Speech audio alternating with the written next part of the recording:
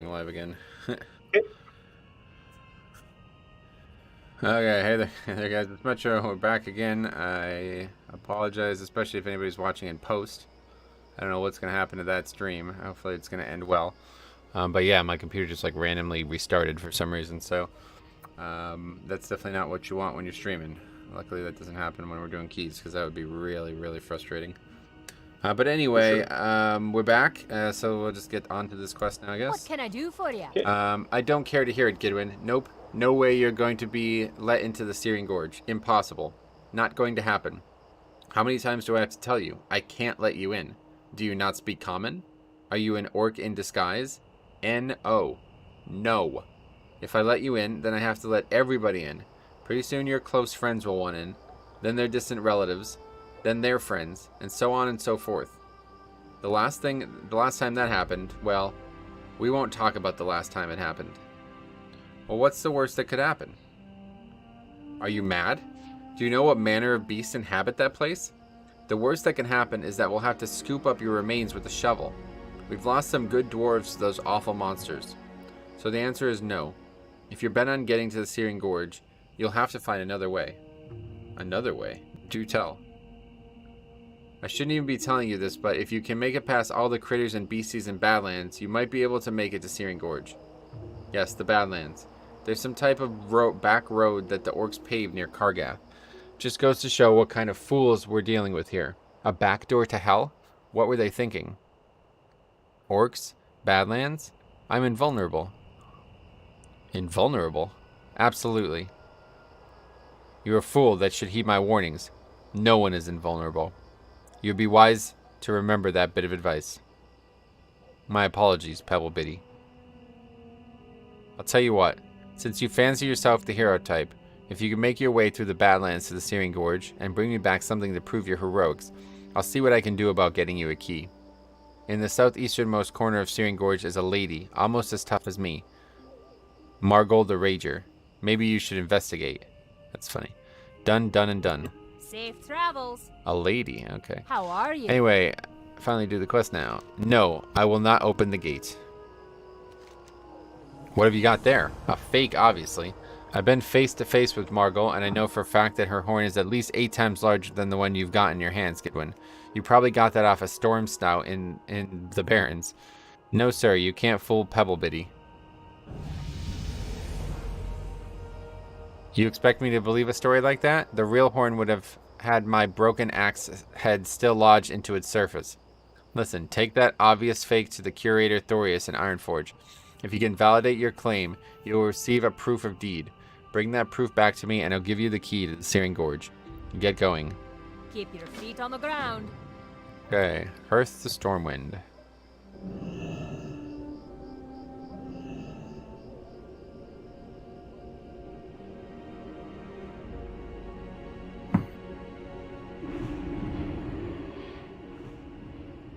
But yeah, 4, 5, and 6 were some of my favorite things of all time. So yeah, 4. I don't even know what 4 is. What is 4?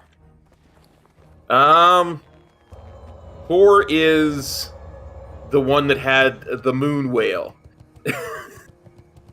It's tough to kind of explain. Played that game, yeah.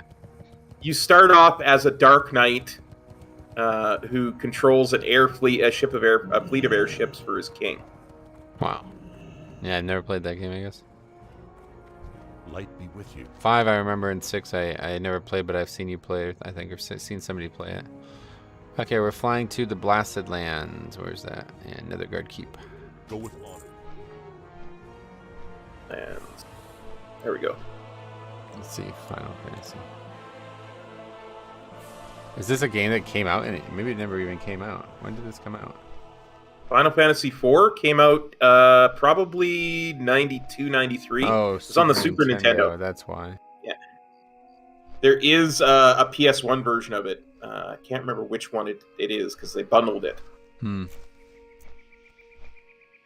think they bundled like 4 and 5 or 5 and 6 and 4 and something else. Yeah, I think it was like 4 and 1 and 2 and 5 and 6. Or... Yeah, that's when I played 5 and 6 was when they did that. I remember that. Yeah. So But yeah, the 4 is a story of redemption. Let's just put it that way. I'm not going to say much more than that because the story starts really strong. I'm never going to play it. you can talk all about it if you want. I haven't played that game in so long. I'm in the middle of a playthrough of it, and I just kind of let it go one of those times when I got really sick for like a couple months. And when I came back, I was like, oh, I'll just continue Final Fantasy X. Because I was in a place where I needed to do a bunch of grinding before I did my next stream of it, so...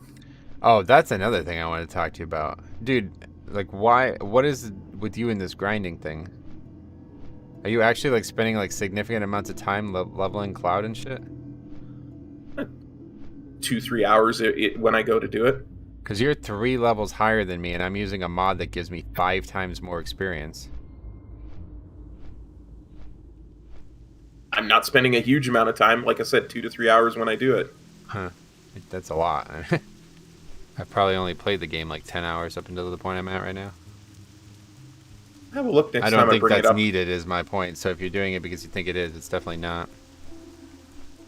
Probably not even a good thing either, because I'm pretty sure there's only so high level that you can get to in the non-New Game Plus version. So you're probably just going to hit that cap, and then you'll be there way too early. See. But you're like well over halfway done with the game, so... It's actually now that I've like played it myself, it's actually shocking how little there is to do outside of watching the story. It's like probably like 50% of the gameplay is watching the story, which is very odd. I guess it can be justified because it's a remake, and a lot of it is about people replaying it. Oh, I'm not saying it's a bad thing. I'm just shocked because it took me, like I said, it was like 11 hours of cutscenes that I watched that one day. And I think it's probably only going to be about 30 hours of actual gameplay. So, for me, maybe less, honestly. We'll see what happens. I'm doing like every single fucking possible side thing ever. And I'm still only like 10 hours to the point I'm at right now. Rose says, a paladin, sheesh, auto attack a clock. Yep, I love it, to be honest. Okay, let's go up here. No.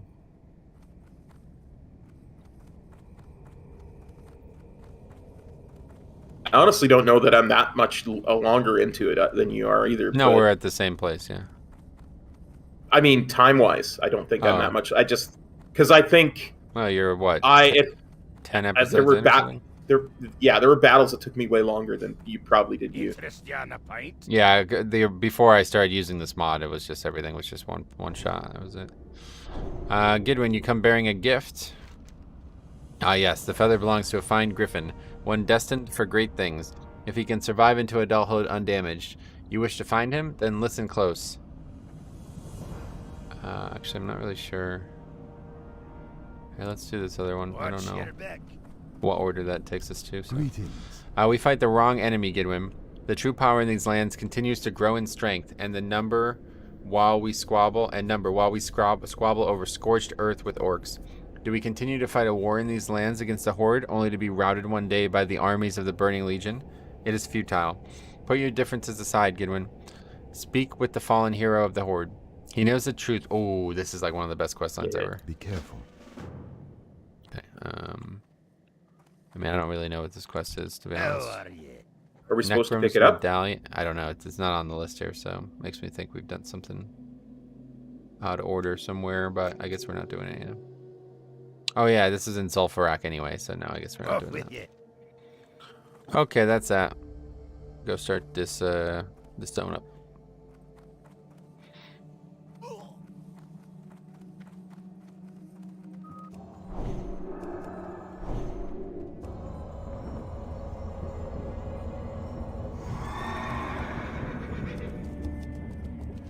I've never actually done this this Hero of the Horde quest. Really, I've never done it to completion on either side, but I've never done it at all from Alliance side.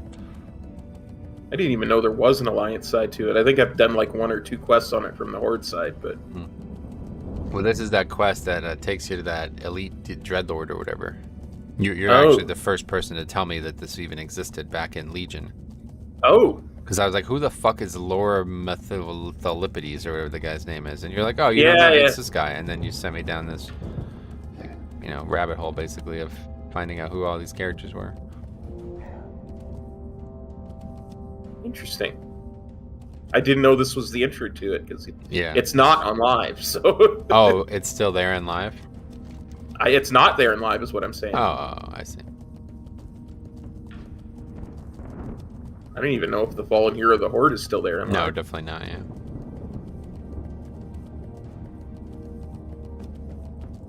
I am Rakalish or something like that is the name of the final quest. Yeah. What's the name of the demon that is inside? Well, eventually will be inside him. Ooh. I guess we don't need this Torch of Retribution anymore, huh? Go ahead and delete that. Yeah, we don't need that. We helped the Black Dragon fight a night enough for one day.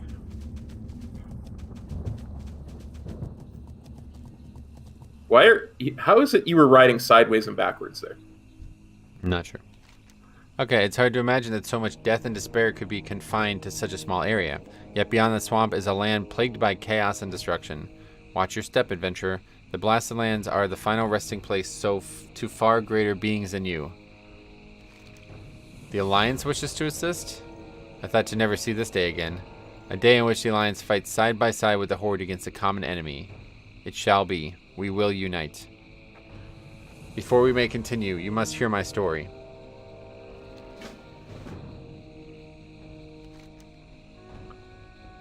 Oh wait, hold on. This is the first page too. Would you believe that in my darkest hour, at the apex of my being, I failed? As I fled from the wanton destruction of the forces that overwhelmed us, the only sound I could hear were the screams of my soldiers and the rapid beat of my own heart. A short while later, I returned to the Blasted Lands in hopes of rescuing my men and restoring my honor. Instead, I was captured and beaten until dead. What I found out during my inquisition and subsequent torture was horrifying. My captors were cruel beyond measure, Gidwin. They would alternate between Lieutenant Kurth and I, torturing one while the other watched. During a lull in the activity of an especially brutal day, Kurth told me that what happened to my men and a plan he had been formulating to free them from their masters. They suffered a fate far worse than death, or even the pain Kurth and I endured. What could be worse than death? Neither you nor I could possibly imagine the pain an individual suffers when their soul is ripped from their body. They are not dead, and by no means are they alive. Instead, they walk the land, servants of those that bind them to this world. Lord Razalik, the demonic overlord of these lands, enslaved them all. 9 he took for his own, placing stones of binding near the dark portal. The remaining 9 were divided up between his subordinates. The Archmage Alistarge of the Shadowsworn was granted 3. Lady Savine, Warlock of the Shadowsworn, was also granted 3. The remaining 3 were given to Groll the Destroyer, Lord of the Dreadmaw Ogres of these Blasted Lands. You see, Gidwin, without a soul, the body cannot be killed. The remnants of my men are now indestructible fighting units. Thankfully, they are bound in how far they can travel by the Stones of Binding. What are the Stones of Binding? They are exactly what you need to destroy in order to free the regiment. As I had told you earlier, Kurth had a plan.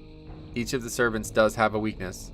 Punish their physical form in proximity of the stones until they are near the state of disintegration. It is at that point, and that point alone, that the Stones of Binding are vulnerable to attack. You must hurry to destroy the stones. However, as once the enslaved regain their composure, they will be invulnerable to harm once again. You can count on me. I wish it were true, Gidwin, but it will take more than you alone to overcome the forces of Razalik and his subordinates. Gather a suitable group of adventurers and would-be heroes and free my men from their eternal torture. 8 stones you must shatter. Fight hard and die with honor, Gidwin. I shall. The time to act is now, Gidwin. Oh God.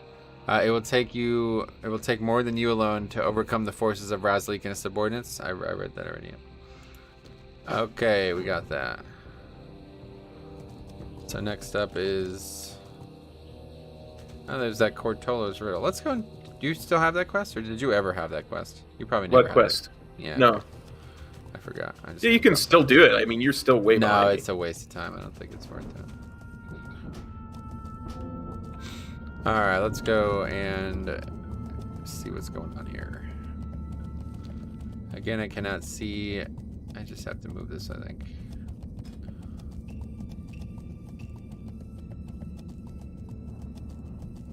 Where's the lock button?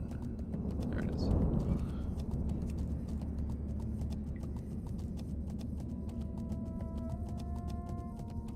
Try to loot a Dranathus fragment from any of the mobs in Blasted Lands. Then collect the following items. Okay. That's good. Options, lock.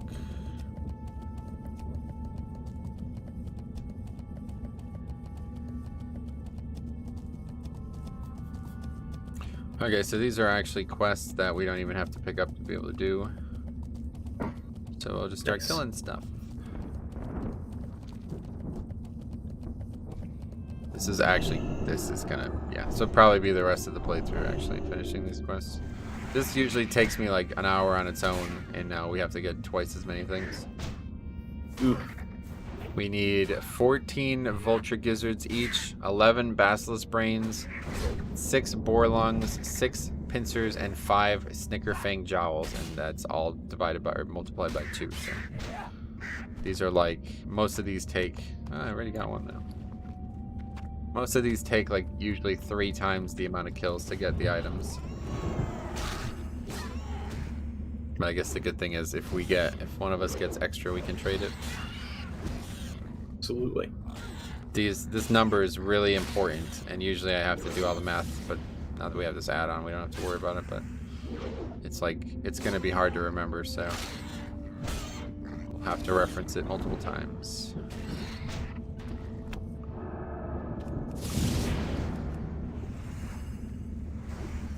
I feel bad for killing this guy, honestly. Portal Seeker, that means he's looking to go back home, huh? I would think. But right now, the portal's not open for him. Yeah. A couple more patches.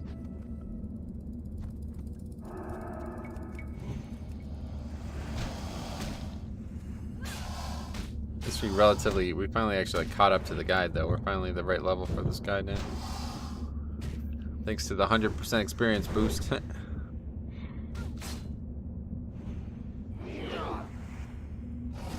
I wonder if the imperfect amethyst crystal will drop for both of us if it drops.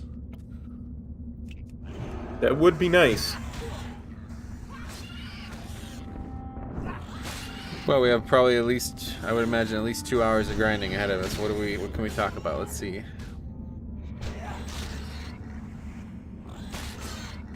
What's your favorite type of math?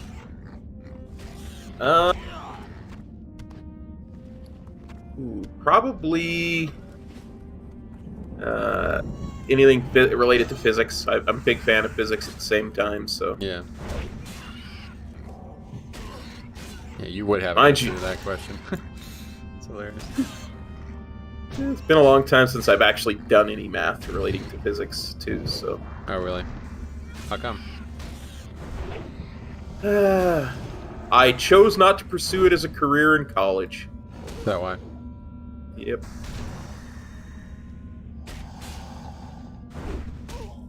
Okay, we go back to the random question generator. What's your What's your close call story? Huh.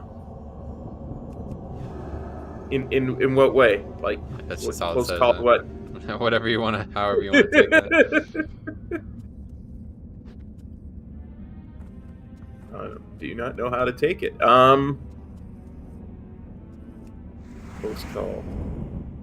Well, think about it for a second. Geg says, oh, cool, they published a survival guide and official patch notes. Wow. Patch is probably coming soon then, maybe, huh?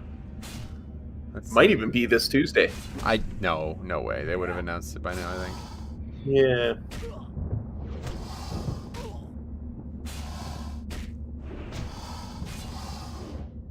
Well, my favorite WoW close call story ever was when, this actually happened multiple times with Siler, but we were doing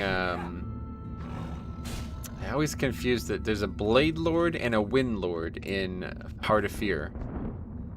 And it's like the one that you would think would be the Wind Lord was not. It was the Blade Lord. But anyway, whatever the second boss was of the two. Okay. Oh wait, no, and I'm also confusing the story. It was yeah, that's right. That's what I was about. And so we were really struggling with this fight. It had a really annoying mechanic that we didn't play well with us at the time. And we were like on this boss forever, and it was like finally coming close to dying. So we're like coming to the end, and at the end it gets insanely hard. Like it's like 75% of the fight is zero danger, and then all of a sudden the last 25% is like the hardest part of the fight. That's the one you run back and forth in the hallway because of the tornadoes. So it's not that one. It's that, and I think that's Blade Lord, because you would think the tornadoes would indicate that that's Wind Lord, but then the next one is the fight I'm talking about right now, and that one must be called Wind Lord. But anyway, we're doing this fight and we're struggling really bad, and we're finally like getting close to the end, okay? And we're getting the boss is at like 5%, okay? And my fucking mother comes in the room and starts banging on the door. She's like, "I need to talk to you," and we're literally like percentage away from killing this boss that was giving us fits, and I'm probably like, you know, one of the only healers. I don't know what the situation was at the time.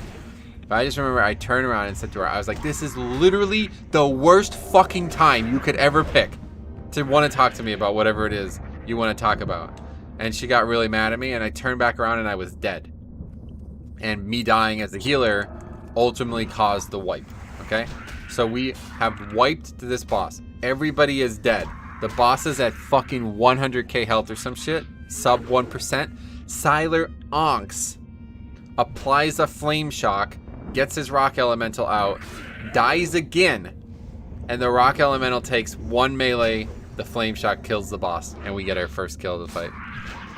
Wow, And that's it's like, awesome. Yeah, and like not only did he like onk and save the kill, but he like if he didn't get the flame shock on the boss, we would have wiped still. You know what I mean? Yeah. Like it was only the dot that was able to get us, because he died again, and then the rock elemental survived like one melee and died, and that was it. Oh wow. Kept the boss from resetting.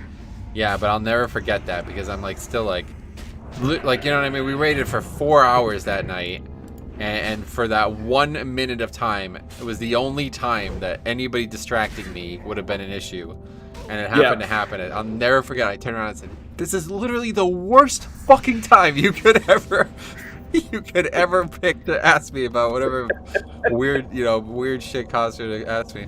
And I was just like, "Oh my God, I'll never forget that feeling." And she's like slamming, banging. She's like, "Hello." I'm like, "Oh, this is the worst time." Oh man. Similar story, and you know this story anyway. We were getting to the end of the night, and we were in Nyalotha, and we were on this boss that we had been trying to kill for 4 hours, and my phone rang, and I was like, "Oh God, it's my mother," but it's like 10 o'clock at night.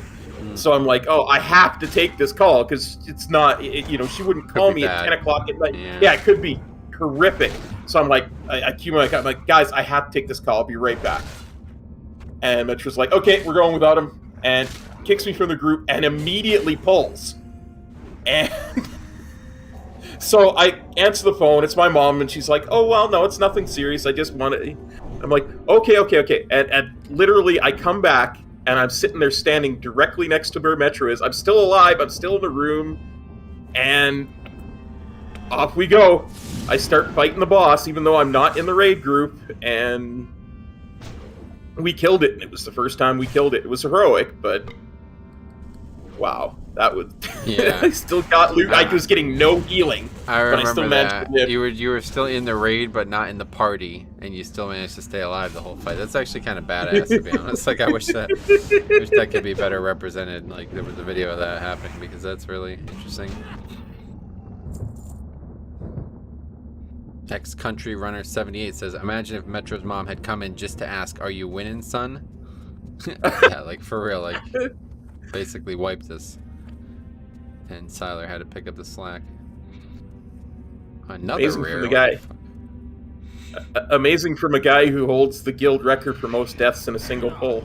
Yeah, he was like, he was the ultimate streaky hitter with Ankh, man. I've never seen, like, he did the same thing in Thok, and that video is still on his channel.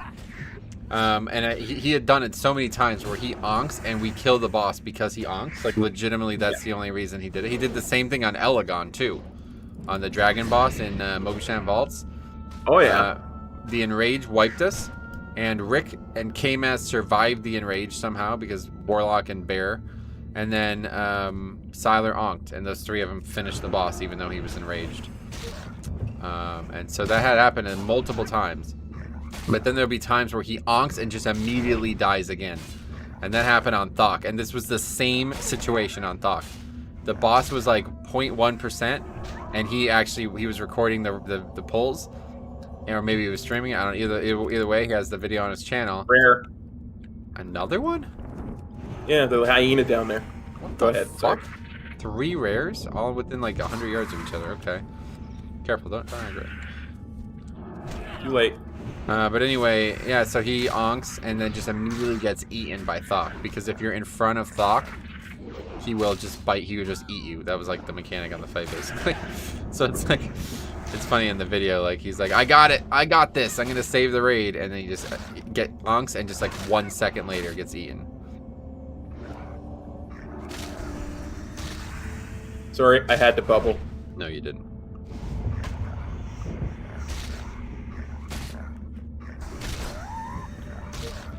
Trust me, bro, I've been healing for a long time. I got you covered. Don't worry about that. That's an interesting piece, though. Not really very good, but... Okay, so we've now killed 3 rares. Imagine if they actually gave, like, quest experience. We'd be on our way. Yeah. We've gotten a single Snickerfang Jowl yet. Have you gotten any of these items yet? I don't even know what it is I'm looking for. Vulture Gizzard, Basilisk Brain, Blasted Boar Lung, and Snickerfang Jowl. I definitely have a blasted boar lung. Okay, make sure you separate these so you can easily reference how many you have, so we're not sitting here for even longer than we have to. Put them in a different bag or something. I get.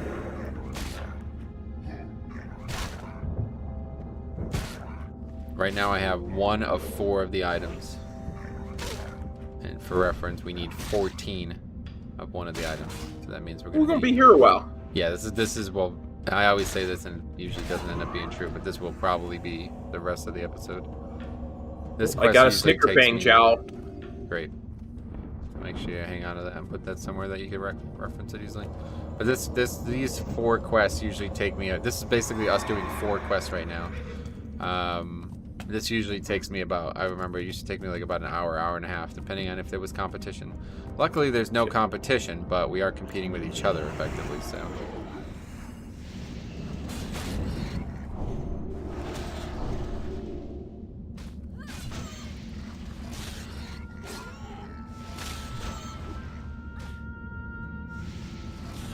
Of course, the lack of competition is why there were 3 rares up. Yeah, you're right about that. Yeah. Stupid Black Dragon gonna be a problem here, it looks like. This is the guy that people kite to Stormwind and have him kill all the players. It's like an incredibly dangerous rare. I don't know why it's even in the game. It's like a world boss, basically. He does like this massive frontal AoE that just like fucking does like 1,000,000 damage.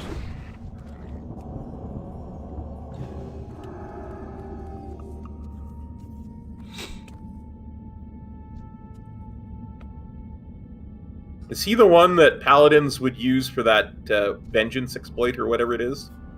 No, I don't to remember. get massive stacks and then just like one-shot a world boss? I don't know, maybe. There's been so many iterations of that problem that I don't even remember which one you might be talking about. I seem to recall there was like one in vanilla. Well, there's one in every expansion, yeah. They had to just flat out remove the spell eventually because it was like they just couldn't stop people from going out of their way to exploit it.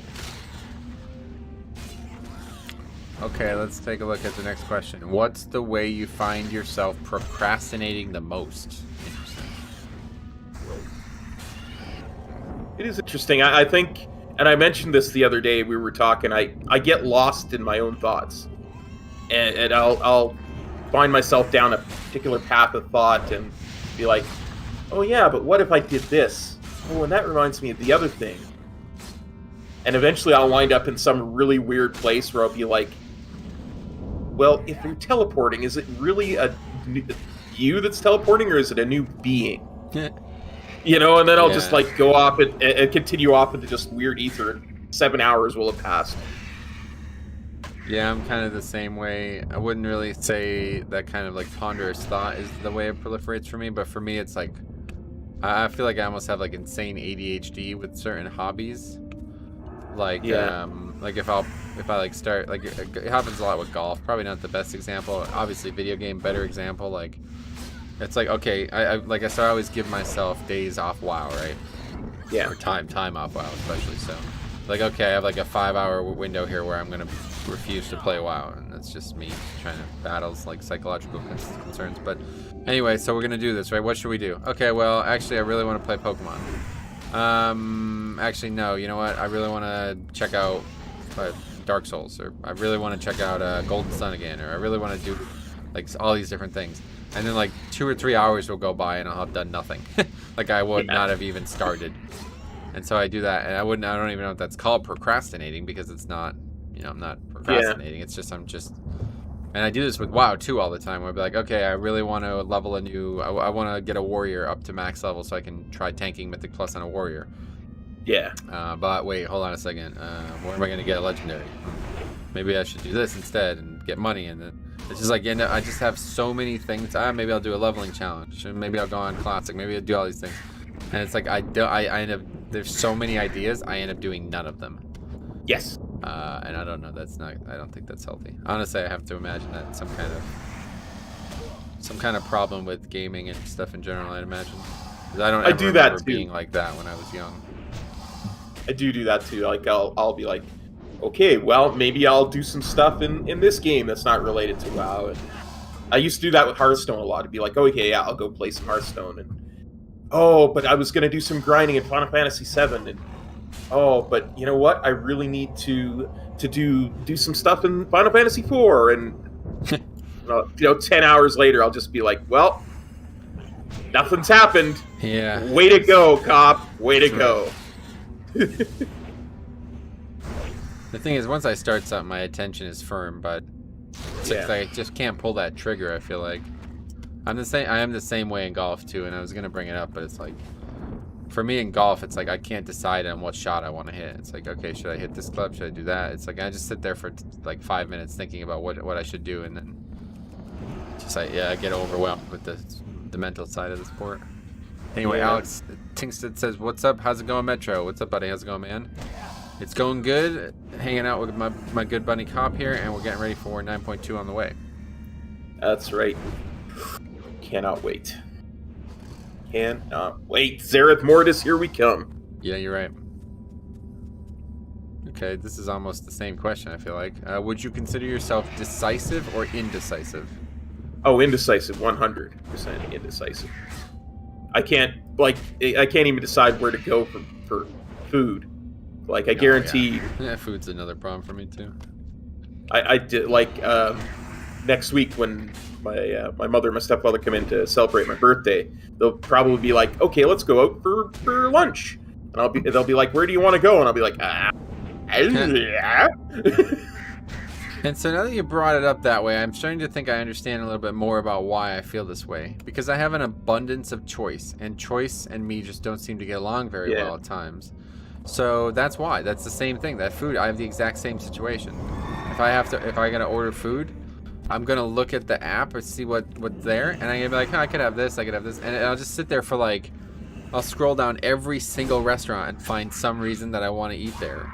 And then I'll just be like, okay, I'm just going to get Wendy's again. You know, it's like the same shit every time. So it's like, it's kind of sad, actually. Like, I don't know. But I don't know, is that indecisive or not? Like, I don't think that's either. It's not. There's too many good options in my life. Yeah. Like, the world is so easy now, and there's so many great ways to live that I can't decide which way I want to live. Yeah, it's weird. There's too much choice. Yeah. too much good choice. Not enough dire consequences to the choices either. It's just all Yeah. pleasure. It's like, should I play Golden Sun or should I play Pokemon? Well, they're both fun. It's like, so there's, it's not like, should I live or die? Well, that's an easy one, like, it's a little bit easier to make some decisions when they're actually like consequential. Yeah. It's interesting. Although Wendy's is good food. Let me tell you. Yeah, I don't know. Wendy's is really quick and easy, and it's like super cheap, so it's always just a go-to. Yes. Yes. And it's not terrible food either. I think, this sounds really weird considering how much shit I talk on McDonald's, but I actually think Wendy's is like better food than most restaurants. I don't know what it is. I'm not exactly sure. Like, I don't know a lot about maybe the chemistry behind all this stuff, but there's certain food, like this place that I used to get food from all the time. I would get food from there, and I would always just be like, I have this bottle. It's like, what is this, 64 ounces of water, okay? I would drink that whole thing over the course of an evening after I ate that food. So obviously it's like must be really high in salt or something. I don't really know what that is. I don't understand the chemistry behind it, but it doesn't make me feel good. And it's gotten to the point where it's like, I just don't want to eat there anymore, man. Like that can't be good for me, you know what I mean? And you would think like, and like Wendy's would do that, like fast food. If this restaurant that is trying to make good food is making the food look at this, another rare. But anyway, yeah, my point is that like Wendy's actually like don't feel affected by it at all. It feels like I feel fine. I feel like it's healthy almost in some way. You know what I think a lot of it is Wendy's stuff is never frozen. Like the meat is never frozen, so it's always fresh meat. And I think that makes a huge difference into the quality. I have to say, it must do, yeah. I don't know, but like I had, so I'd been like getting Wendy's a lot, and it's like, fast and cheap. So I was like, you know what, let's try it. I try not to eat fast food, man, but it's just, let's try another place. Like, it's also fast and cheap, Burger King. And I got the same amount of stuff that I would have got from Wendy's at Burger King, and I thought I was going to die. Like, legit, it was the worst fucking, it tastes like poison. It was like actually bad. Like I couldn't finish it. That's how fucking bad it was. And I'm like, yeah, you know what, man? Maybe Wendy's is legitimately making good food, and every other fast food on the planet is not. Because it was just shocking to me how bad the food that I got from Burger King tasted. Like I said, that's just the one thing I remember from the commercials. Is Wendy's is like, we never freeze our meat, so. I think that has a huge amount to do with the quality. Because when you freeze it, you're removing a lot of the moisture when you freeze, right? So yeah, it's true. It's obviously worse. I just don't really eat that many burgers, so I don't really. It's not usually what I get. So I don't know if that's the problem or not, but okay. Anyway, let's go get that rare. I'm interested in seeing our 4th rare in this zone. Clack the Reaver. Very strange. Literally been here for what, like 20 minutes? We've seen 4 rares. Even on live WoW, I don't think we would have seen this many rares in this stretch of time. Well, it's such a barren server, right? No, you don't understand what I'm talking about. Like, it would be barren on live WoW too at times, right? There's just not this many rares this close to each other in any other zone, I think is the thing. Obviously, the fact that they're up period is because of the server, but the fact that they're all right next to each other like this is very strange. Yeah. I mean, they're all within like 100 yards of each other. It's crazy. I get what you're saying.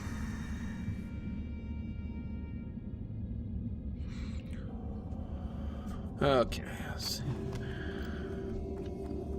Usually the buzzard or the vulture gizzards is the one that's hardest because it's the highest number, and there's not a lot of vultures. How many do you have right now? I have one of everything. That's it. Okay.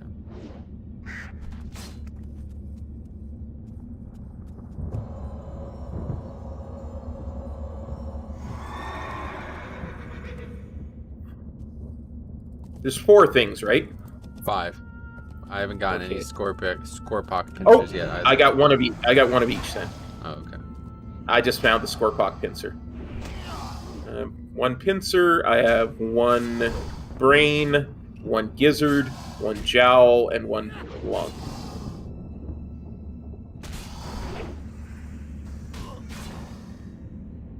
Here's a good one. What is? I think we actually had this question already. What is your favorite spice? Ooh. That's... yeah, I would say garlic most of the time. Yeah, I remember talking about garlic with you, and I don't remember Yeah. why. So it makes me think we already answered this question. Yeah, I think because I literally, as I said before, I don't think that it's possible to have too much garlic for my taste Yeah. buds. And I think But- you said that, and I would totally agree with you. But I've had this weird problem where my mouth gets Yeah. really dry after having a lot of garlic. So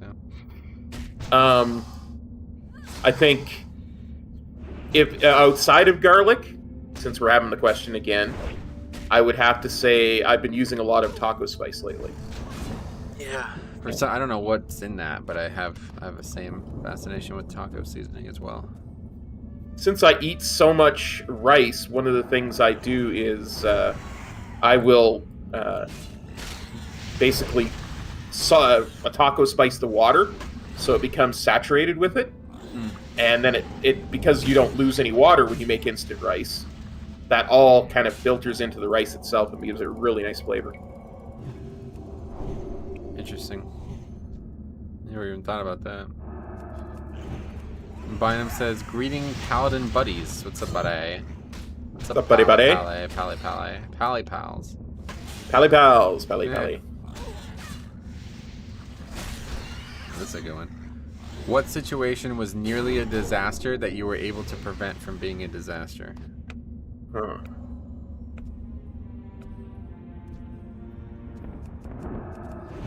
Trying to think of a good WoW example for this.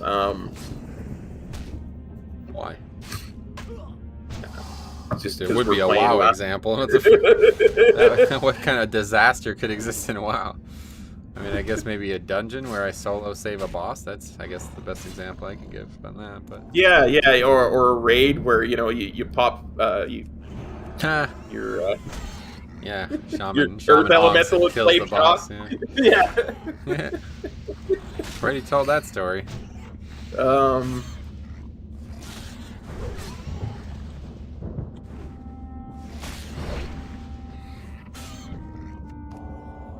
Almost disaster, but I prevented from being a disaster.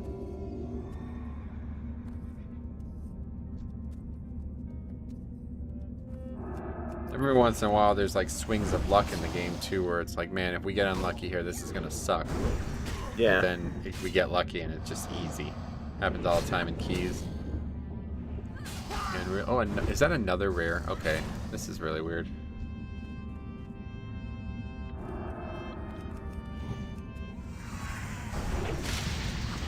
Like okay, guys, it's the last pull of the night. It's 10:59. That's happened a few times. Yeah. If we don't kill this boss, we're coming back next week for 8 hours on it. Oh no, it almost happened on Sludge Fist. Yeah. Yeah. I actually remember thinking like this might be the last time we ever actually pull this boss, because TBC came out and I just had this bad feeling that it was going to be like Classic again, where people were just going to disappear. It didn't end up happening, but that's an interesting item. Not bad. You should take that. It's all strength. Go ahead and take that. Oh, you got it. I greeted. Yeah, do you want it?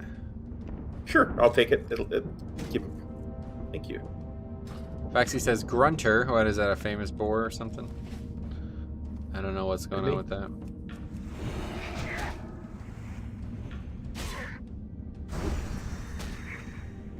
I don't know. That name does sound familiar, though, for as far as boars go. As far as boars go, yeah, not a lot of famous boars. There's Princess. There's Snoot the Rooter. Oh, Snoot the Rooter. You remember Almost Snoot the Rooter? Yeah. Many times in my leveling challenges have I killed Snoot the Rooter. Oh, wow. Faxi says that's a super long respawn rare. In Classic as well, or is it in Live WoW, or what? And Declan Jones says, careful guys, there's a Drake who will aggro on you. Yeah, we've seen him. Many times we've seen him. Seen him a few times already, yeah. We are the epitome of careful, too. I mean, truly, I don't think there's a more careful duo. I think you're careful, and I try to be as careful as I can, but your careful makes up for my mistakes. Let's just put it that You're way. like, you have like trepidation, and I have over caution, and together it makes us like insanely careful at times. Like, Yes. we're too careful because of those two things mixing together so violently. Yes. Faxi says it's a super long respawn timer, and back in the day when it mattered, he was the only boar with max rank charge. Oh, Jesus. So we just killed some random, like, best in slot pet, huh? That's funny. I remember Sorry, doing that- hunters who don't exist on this server. Yeah. I remember doing that on, in Cataclysm in the Hyjal area with those, Oh, those yeah. rare pets, and they would drop a crystalline tear of loyalty. You remember that? I Yeah. They were like so sad that you killed them instead of tame them or whatever. It's funny. I remember. Okay, when you first invited me to the guild, I made a death knight because that's the quickest way to get to max level, so that I could have a max level tune on Fire Tree. And I remember I was doing Molten Front dailies and stuff, just stuff to do. And I saw this giant spider, and I was like, "That ain't living. I'm not." So I sent out a message in general. I said, because it had a name on it, right? I was like, this rare is up. Who wants to come and help me kill it? And nobody responded, like at all. Nobody said, don't kill that. That's a hunter pet. Nothing. And of course, me being the clueless one that I was like, well, then it dies. And I went and I soloed it and I killed it. And just as I did, a hunter showed up. And it was an alliance hunter, and he just looked at me, and he just started saying something, yelling in alliance, and I couldn't understand what it was. You could just tell that he was very upset with me. That's sad. I feel bad for that guy, honestly. You really fucked that I dude do up. too. It wasn't intentional, and I felt really bad because I didn't know why. So I looked the thing up on Wowhead, and I learned that was a hunter thing, and I was like, oh, sorry. Yeah, that's a sad story, honestly. I feel really It bad for is. that guy. It is a sad story, but it just goes to show that sometimes I just don't know what I'm doing. Yeah, you're right. I never would have guessed that.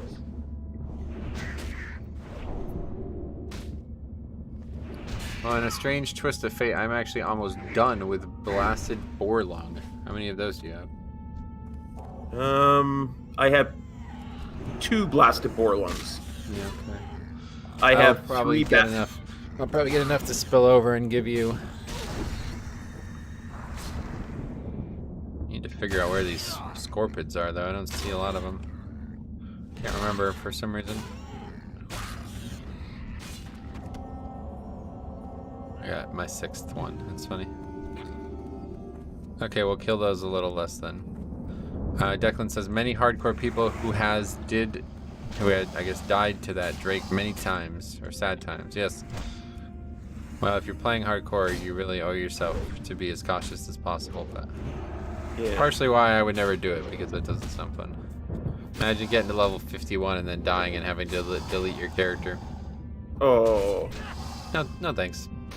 Yeah, no thanks. Here he is. He's on his way, cop. Should we engage? I think no. Let's go ahead and leave the area then. Unless you want to kite him all the way to Stormwind. I wonder what like the reality of killing him is. Like, is it even possible even at 60? I wonder how much health he actually has. Yeah, good question. And to be honest, only time I got lucky on my Hunter in Classic was in Badlands. Gris, I got up a level soon as I hit 37, Broken Tooth spawn. Best time ever. Nice. Congratulations. Oh. Fell Beast. Mana burn. We don't want that happening.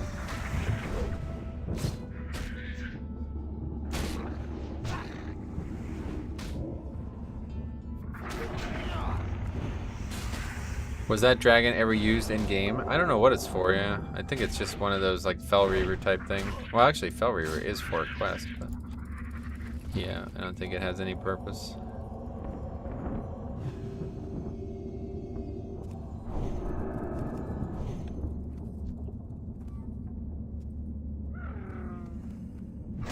Oh, another thing I wanted to talk to you about, I forgot. When I did that You remember that puzzle where in Final Fantasy VII this is where you had to like move the two joysticks at the same time to open the locks? Oh, jeez. What the hell was what was hard about that? What did you struggle with? It's just timing.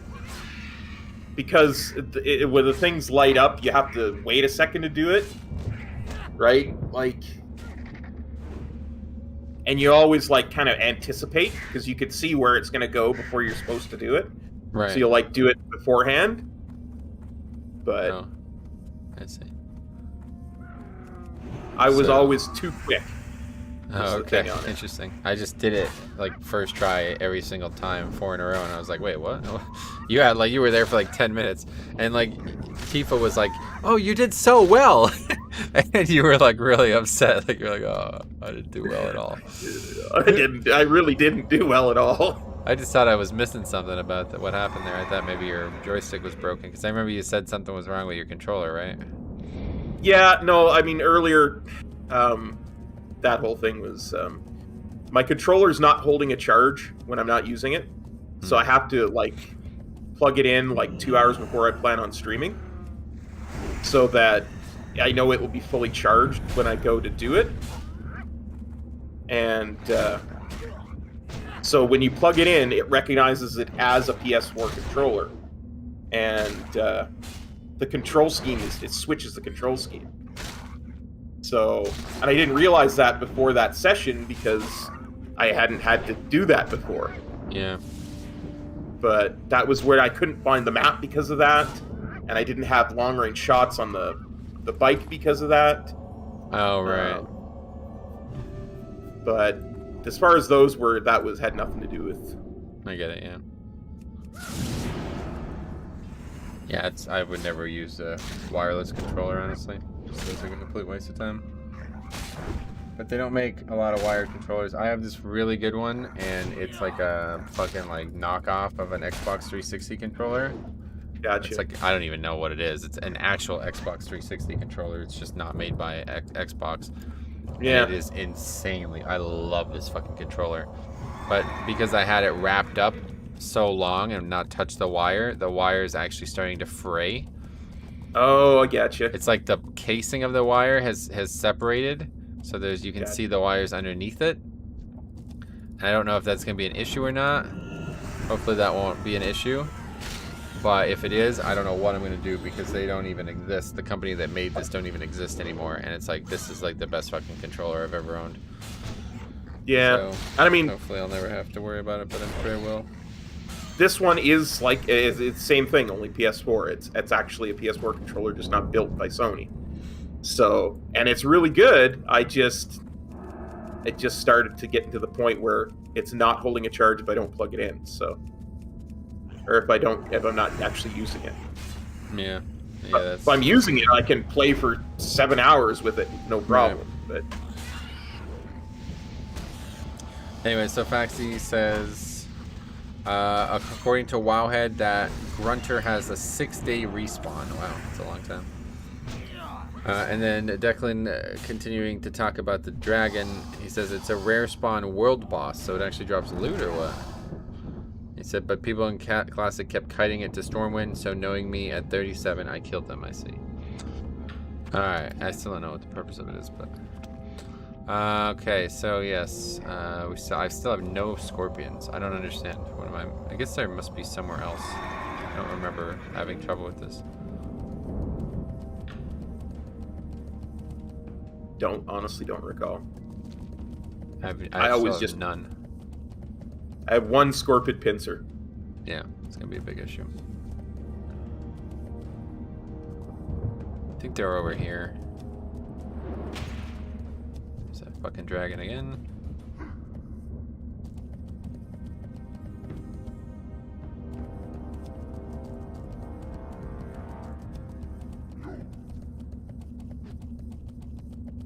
Get to hear the Baron's music again for no reason.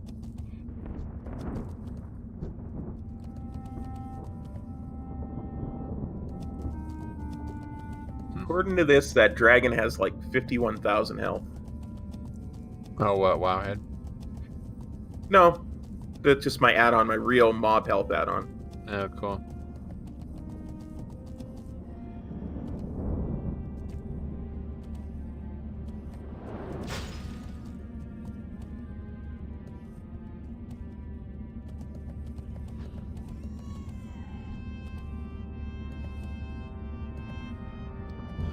Alright, anyway, how many boar things do you have?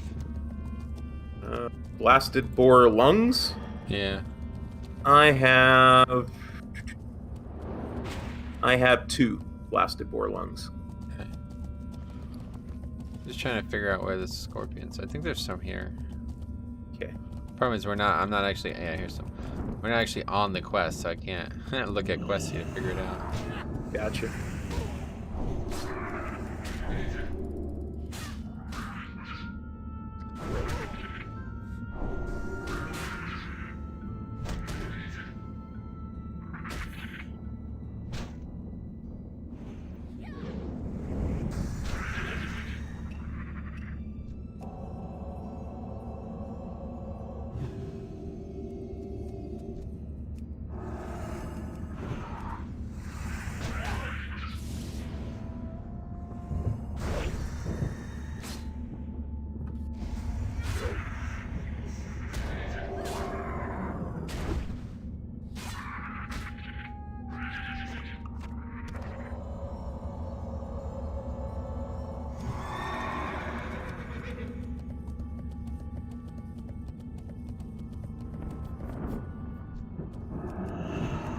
Plenty of scorpions here, looks like good.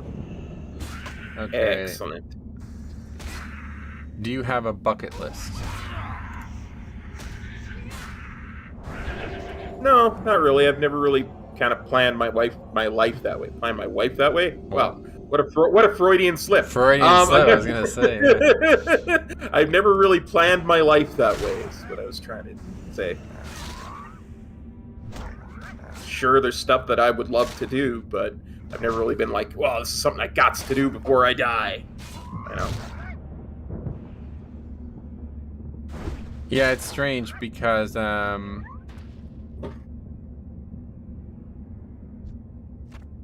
whole like bucket list thing, it sounds very strange. Like I hate to talk about death like this, but I don't plan on dying anytime soon, right?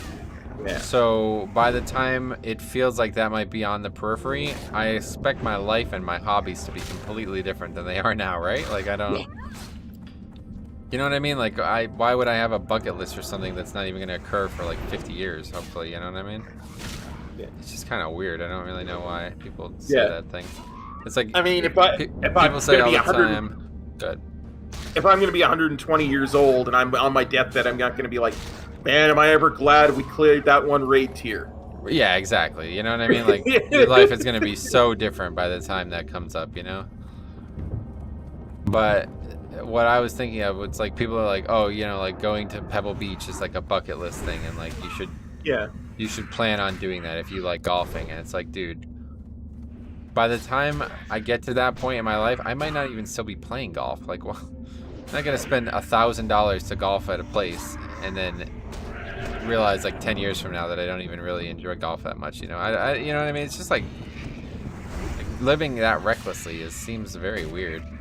Yeah. I could see if you're 80 years old and for 80 years you've always wanted to go visit Rome or something like that, and then you go, you know? Yeah.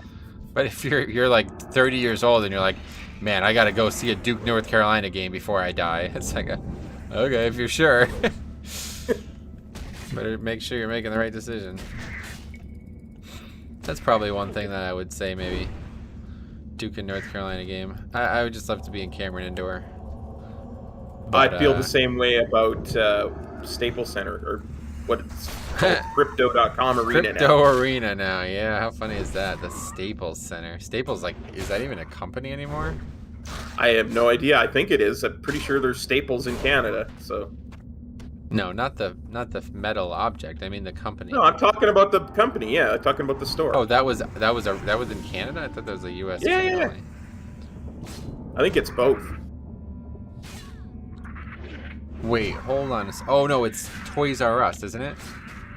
Toys R Us, Canada. Yeah, that country is, or that company is like completely bankrupt here, but for some Oh. reason it's still insanely popular in Canada. Oh, Did you know that? I didn't. I was just gonna say, well, I know Toys R Us is still going. Yeah, it's not. It's like fucked. Like there used to be like 1 million Toys R Us around here, and they're all closed, and now they're all just like abandoned buildings and shit. But it's actually like massively popular in Canada still. I don't want to grow up. I'm a Toys R Us kid. There's a million toys and Toys R Us that I can play with. Yeah, the old commercial. Okay.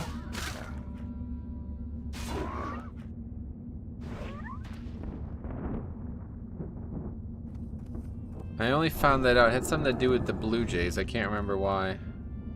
I found Maybe that. they're sponsored. Yeah, it could Oh, be. I bet you it's Skydome. It's on one of those little plaques around the thing. But yeah, the company filed for Chapter 11 bankruptcy in September 2017, and all branches in the United States were closed by March of that year. Oh wow! So how nuts is that? So within 5 months, they shut down every single plant in the United States, but there are 81 plants in Canada right now. 81 stores, whatever. 81. That's a lot, man. Canada's like, it's pretty big, but it's a lot of fucking places. That means that place is dominating. Like, it's crushing it, right? Yeah. But somehow in America, they can't have any stores. They have 0 stores. Strange, right? Yeah, that is incredibly strange.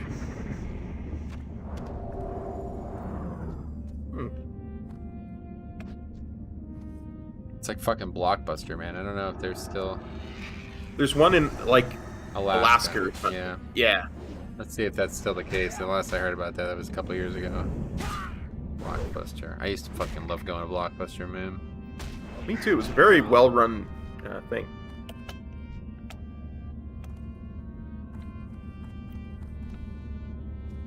I'll never forget the first time. So I had rented, I think it was Pokemon Coliseum. I think that's what it was. I rented Pokemon Coliseum, and I played through it a bunch. And then I think I had some kind of like, I can't remember why I rented it again later, but like a high amount of time went away, like it passed. And then I came and rented the game again. Maybe I rented the wrong game. I just remember thinking like, fuck, actually this is dumb. Why did I even rent this game again? I really don't want to have to do the entire... I really don't want to have to do all of that stuff again. And so then I put the game in, and I'm like, wait, what the fuck? My save data is still here. Like, I didn't actually fully understand how saves worked back then. I thought they were saved on the game, because that's how, like, Super Nintendo games would have been. They would have been saved on the game cartridge. But now they're saved on, like, a little hard drive that's in the controller in the Nintendo 64. So I was like actually able to rent the game and pick it back up months later without having to start over. And I'll never forget that. I was like, oh my god, Blockbuster's awesome then. Like, why would I ever buy this game? You know what I mean? Yeah. I remember renting Final Fantasy 1, not from a Blockbuster, but from whatever the local video store was at the time. And yeah, I remember there were save games on the cartridge when I rented it. Yeah. And I just started playing because they were all level 1. So I was like, I'll just start playing from here then. Why should I worry about making my own team? Somebody's already done it for me. Of course, it was the worst possible comp you could have for the game. It was a warrior and 3 black mages. So the first time I ever did that... Why, what's wrong with black mages? Well, you have no way to heal other than healing potions in that game at that point. Oh, okay. And I don't want to go into the whole mana system and stuff like that, but it was very primitive back then, as was the inventory system. So, all right, no worries, dude. I still have no pincers. This is not good. I have 5. Oh, well, you're almost done. Well, that works out, I guess. Now you have 6. You have all you need. So any more you get, you'll send them my way. I will.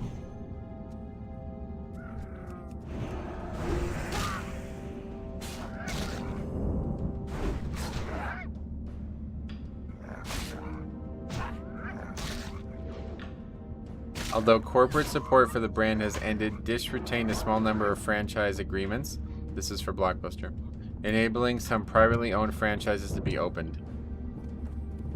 Following a series of further closures, most recently in Western Australia in 2019, only one franchise store remains open, located in Bend, Oregon, United States. Oh, wow. So what happened to the one in Australia? Or in Alaska? Alaska. I It's don't not even know. on there. What the hell? Maybe we were just remembering incorrectly. No, that was on fucking last week tonight. That's how I heard about it. Did you ever see that?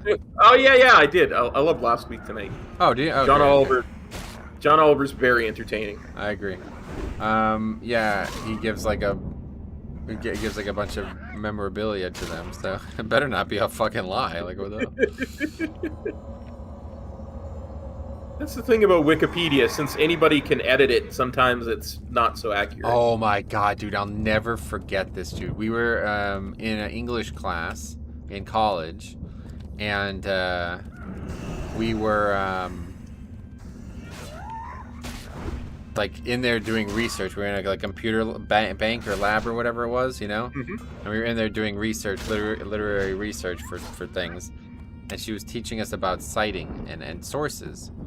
And she's like, "Yeah, okay. So I'll give you a couple good examples of why you shouldn't go to Wikipedia, or basically like why Wikipedia is not a reliable resource." And one of the kids in the bank, like in the class, so I guess he knew what she was about to do. So she went to George W. Bush's Wikipedia page, and it says, George W. Bush, a complete artard, instead of like President of the United States. And she has this up on the fucking screen, and it's like, she's not realizing it because she doesn't expect it, you know, she doesn't expect somebody to have fucked with it. And it was like, I'll never forget that. I'm like, wow, she actually got her point proven perfectly. I was like, oh, that's perfect. That's funny. I'll never forget that. I mean, Wikipedia does take measures to if a particular page is getting like done like that a lot, but it's really hard for them to monitor everything. Oh yeah. So I think they just rely on other people helping solve that. yeah.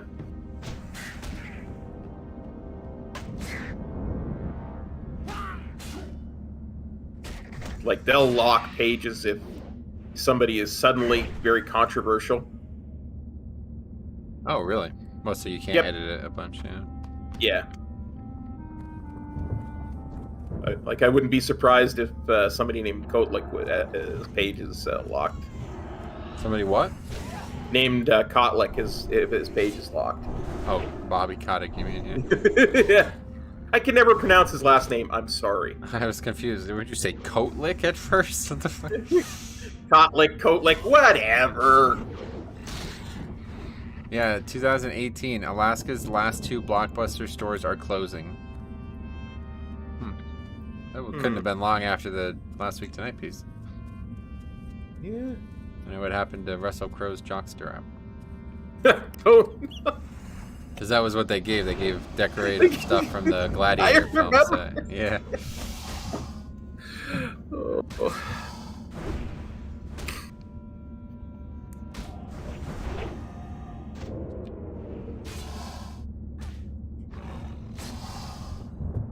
As long as you're stunned.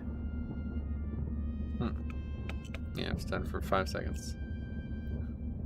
Oh, I can't trade with you when you're stunned. Why? What do you got? I got 2 Scorpid pincers. Oh, yeah, trade now. Thanks, man. Happy to help. Alright, good. It's not going that bad. Yeah. This isn't that slow. Usually this quest sucks because there's tons of people here trying to do these 2 things. This is like the ultimate quest to be alone for, because Yeah. it's like really bad when you have to get this many loot drops and you're also fighting for kills. But you can actually just buy this from the auction house, so a lot of times I would just buy the items and come here. turn it in. Yeah, I seem to recall some of this being like repeatable in TBC. Oh, it is repeatable, yeah. It gives consumables that are actually quite useful, like pretty strong consumables. But you can't get experience from it other than the first time. At least I don't think you can.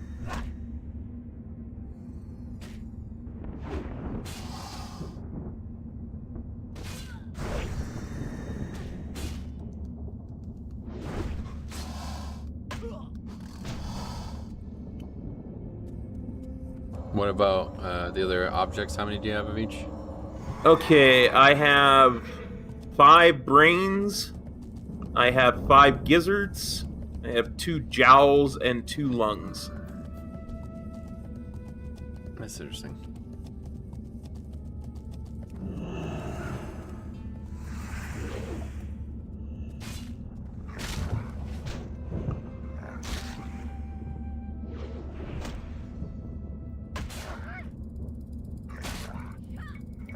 Oh, here's an interesting one. How far back can you trace your family tree?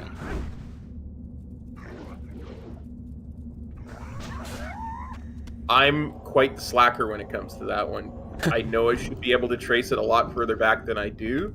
And I know there are people in my family who can, but I think past great-grandparents, or some cases just grandparents, I can't. So... Yeah, this is an interesting one because I'm actually like, I don't even know how to describe it, but I'm like weirdly fascinated with like the life of my parents and their parents. But it's like after that, I just don't care. Like, I mean, I've never met the person that comes before that. Even my mother never really, like, my mother's grandmother died when I don't even think, yeah, she was not even born yet. So, you know, we're talking about characters in history that never basically even existed for people that I know that are alive right now. So yeah. It gets to the point where it's like, why do you care? Unless you're like a fucking millionaire trying to track where the money came from. I don't really know what the point of that is. So I don't know how far it can go back, but it's definitely yeah, I'm really like, I just love hearing stories about when my mother was a child and stuff. It's just like so, it's almost like the coolest thing about it is it's like she's talking about a different world than the one I live in right now. Yeah. She tells stories about like when the first time she got a television, you know, she remembers that, and how like they were the first people on the block that they lived on to have a television, and everybody in the neighborhood, like, you know, it changed like the social dynamics of the neighborhood. Because like everybody used to have to like convey information and stuff differently, and then when they got a television, you know, everybody would they were treated differently. Like, you know, some were jealous, you know, and some became like upset about that, and others were like really they wanted to come and spend time and watch the television and stuff. You know, it's like, man, it's interesting stuff. But she lived in an area that I still look at today as like the peak of human civilization in the United States. Like, oh, these people were all best friends. Like, literally everybody in this neighborhood was extremely close. yeah. And to this day, there are still connections. Even though we're talking about my grandmother, her mother, all of the kids at that time, which would have been like 1930, all grew up in this block, and they were friends for 80 years. And then their kids were friends for 50 years, you know what I mean? And now none of them talk to each other anymore, you know? So like it's been this chain for the last like 5 years of like funerals of people that I don't even know, but my mother basically grew up around. And it's like almost kind of makes me sad that I never had anything like that, you know? I know exactly what you mean. Like, my mother grew up in a town of like 100 people. Yeah. And they have reunions every 10 or 20 years of people who grew up in that, because the town has basically almost been decommissioned at this point. And it's even smaller now than it was then, and there's like 5 houses left in the town. And I mean, I grew up, I talk about growing up in Edmonton, but I really kind of grew up in what is a suburb of Edmonton. It's a place called Leduc that had like 15,000 people. and I kind of know what that's like, but not really, because it was still big enough that we had like 7 different elementary schools, so we didn't have that kind of close connection that my mother had. So I do get exactly what you're talking about. Yeah, it just makes me emotional just thinking about it. But it's like crazy that I don't know anybody. Like, if I didn't go to high school, I don't think I would have known any single person in this town. Like the difference. My mother's cousin still comes out to visit because they grew up, 2 houses away from each other in that town. So she still comes out to visit like 3-4 times a year. Otherwise, they would never, still know each other if they didn't have that kind of connection. It's amazing. It really is. It's wild.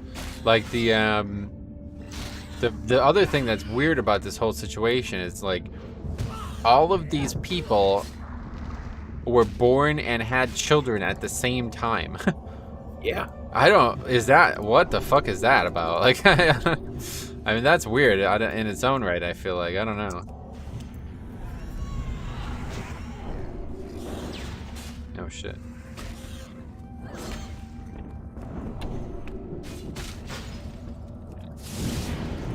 But yeah, I don't know, man. It's kind of weird.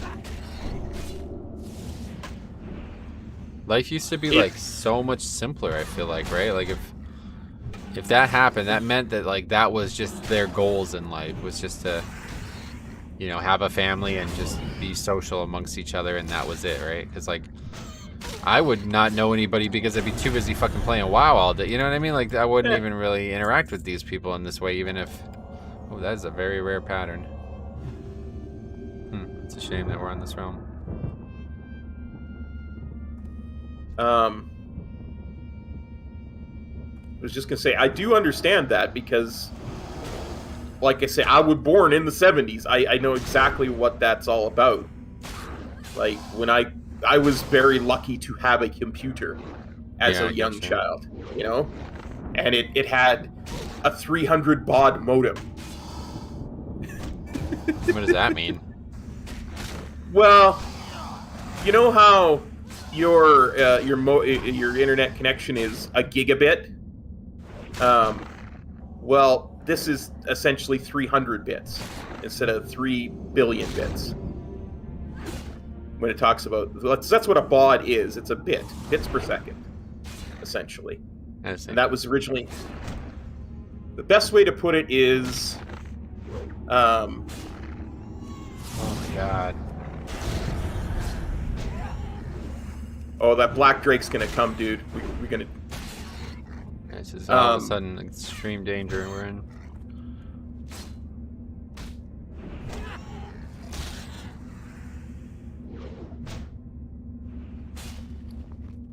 These mana potions. Go ahead, what were you saying? Sorry. Oh yeah, no. I was just gonna say, the way we used to classify it. 300 baud is character at a time, 1200 baud is word at a time, and 2400 baud is line at a time. Because you'd classify everything by text, like how much text you could process. Right? Yeah, how much text is being sent. So, yeah, I was 300 baud, which is it sends about a character at a time worth of information. So the letter A would get transmitted. Then that's not very good. No, it's very slow. But that was its fastest speed, right? And it could go down to speeds like 160 bauds and 120, or even slower than that, like in double digits. It's at that point you're talking about 1 bit per second at a time, and each letter is made up of 8 bits, right? Interesting. That's crazy. I had no idea that computing used to work that way. Yeah, it used to be very slow because it was all on the technical end. It was all binary. That's why you could be on an Apple IIe and still talk to a bulletin board system that was run on an IBM computer. Oh wow! Yeah, it was all the same. Yeah, and that's what modems were, right? They modulate, demodulate, they translate. because it was all transmitted in binary, because that was the way all computers could talk to each other. You know a lot about this stuff. It's kind of crazy.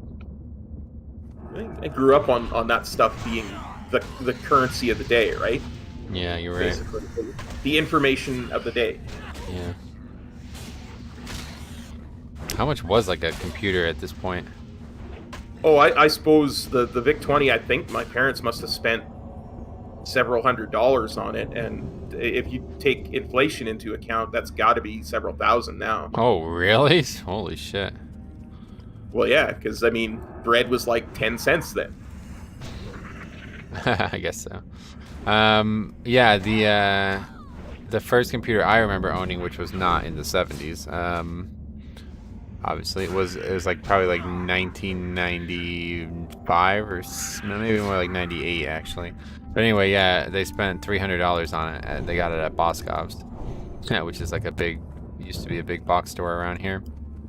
So I'd imagine that would probably get to about $1,000 in inflation nowadays, which isn't that much considering like the opportunity cost, right? Like there's very little computers back then, so that's really not that much. You would think like if you bought one of the first cars, you know, this obviously was later than the first computers ever made, but within the first decade of cars being mass produced, you would think that you'd be paying a lot of money for them, but because the demand was low, I guess, for computers, prices were not that high. And people were at the time were still like, I don't know if we need a computer in our house. Exactly. It was like hard to convince my parents to get one. And I'm like, you don't understand, like it could actually help my education like substantially, you know? And then that was it ended up being wrong. I still remember, and this is kind of a funny story, so I'll tell it. I can still remember my dad, he said to me when he got the computer for me, and he's like, I want you to make this computer talk. I want you, that was his thing. He's like, to inspire me to use it and to learn and be smart and all that stuff. He's like, I want you to make this computer talk to me. You know, because, you know, in the movies, computers would talk. Like, you did HAL 9000. Star Trek and Star Wars computers would talk, and that was his big thing. And, of course, VIC-20s, there is no way with 3.5K RAM, K, not M, K, Okay. you're going to get it to talk. I know, But 'cause it's not sentient. I still remember I got an 8088 when I was in high school, and eventually I got a program for it that allowed you to speak into a microphone, and the program was a parrot, and it would talk back. And I remember the smile on my father's face when I got that program. It was just immense. Cool. That's nice. Just like kind of like a loophole out of what you talked about. It's funny. Yeah. But I just remember that was the big thing that he used to inspire me. That's awesome, man. To this day, I still remember. Your father alive? Yep. Oh. He lives in Vancouver on the coast. Well, in one of the suburbs of Vancouver. Nice. I have not seen him in many a year. Oh, really? Yeah, he moved to the States when he first retired in 2007. Because my brother was living down there. And then he moved back. Must have been a while back now, but I haven't seen him since he moved down to the States in 2007. So it's been 15 years since I've seen him. What the fuck? You don't have a strong relationship, I guess, then. I do, but I don't. It's just one of those things. I get it. Travel has been difficult for me the last 15 years. Oh, yeah, Vancouver's far, isn't it?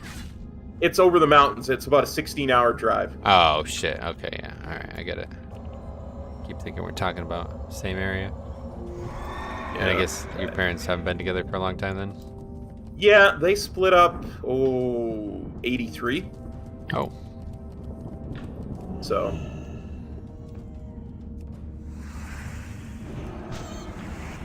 The complexities of life. For sure. Some else. For sure.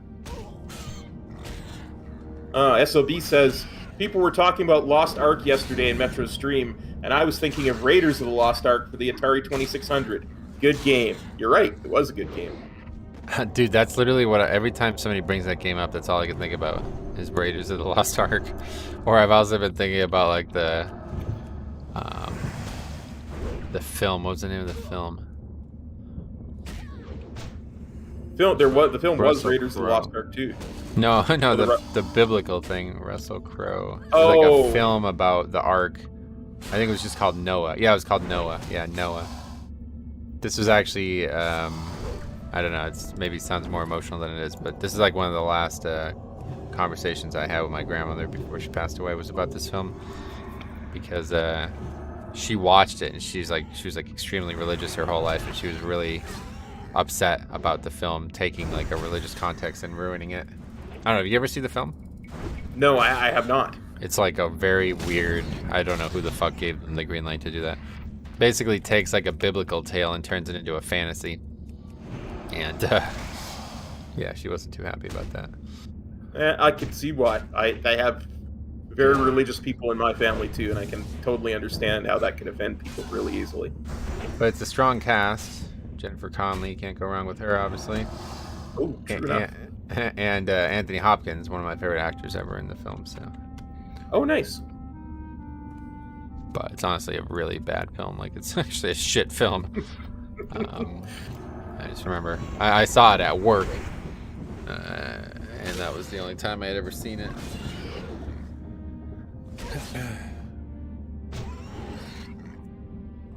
I guess there was a Mel Gibson religious movie that was like that too. Yeah, you mean Passion of the Christ? Yeah, that's the one. Thank you. What film could he be talking about? I don't know. Well, you know me and names. I do, unfortunately. Yeah. Apparently, that offended a lot of religious people as well. Oh yeah, it's just a bad idea. Just don't make films like that. It's just a bad idea. And I have not gotten a single extra boar lung. I have 5. Oh, well, you caught up. I thought I would give you more than you needed, but I have not gotten one since. Strange. I have 6 gizzards, and 5 brains, and 2 jowls. I know this is going to be hard, but I don't want to keep asking over and over again, so just try to keep track of these numbers, okay? I'm going to go through them one more time. Okay. I would even organize them. For me, I always do this. I organize them in the order that you need to know them. But anyway, it's 14 gizzards that you need, okay? 11 brains. 6 lungs. 3 pincers. And 6 pincers and 5 jowls. Okay. Okay, so one of those is going to be a limiting reagent. It's almost always the gizzards because there's just so few of these condor creatures, whatever these things are, buzzards, compared to the other mobs. But right now, I actually think for me it might be the basilisk brains because I feel like we probably killed twice as many basilisks as any other mob, and I only have 6 out of 11. Yeah, I have 5 out of 11, so We always end up running into a limiting reagent on this quest and end up getting too many of one other.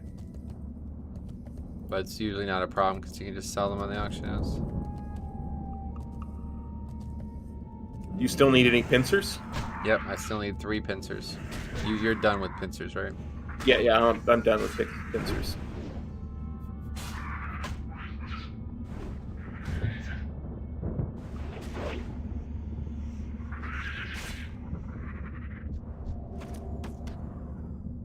Here's my 4th pincer.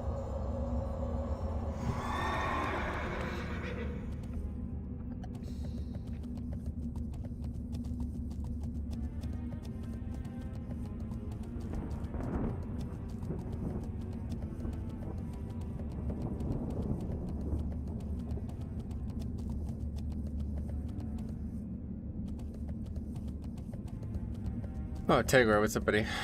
Does anyone still play Season of Mastery seriously? Oh, yeah. Yeah, there's a lot of people who, well, seriously, quote unquote. There's a lot of people who are serious about raiding. But they're basically just a bunch of weirdos. Honestly, like, clearing the raid in 45 minutes of its launch and acting like it's difficult. So nobody that I would take serious, but yeah, there's definitely a lot of people. mostly turned into like a challenge community, like a lot of people doing like hardcore challenges or speed runs and other stuff.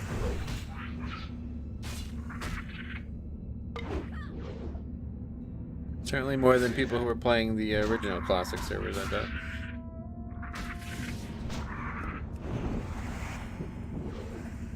I heard there's still like 4 or 5 guilds raiding on those servers.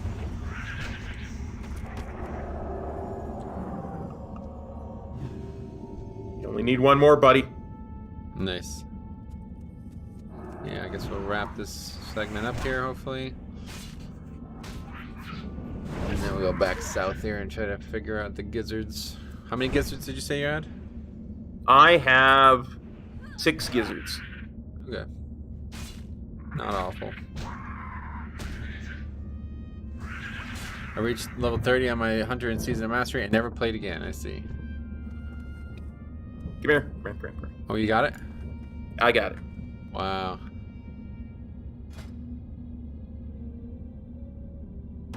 I gave you like four of Yeah. your 6. Yep, that's what I thought was going to happen with the boar meat, or the boar lungs. Okay, so we're done with the pincers. I need one more jowl. I'm done Oh, with I need 2 more jowls. Great. Because I have 3. You still need a lot of boars, right? We'll just keep killing the boars.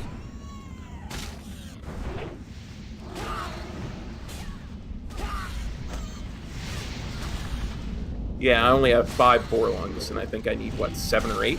Oh, you need 6 only, okay.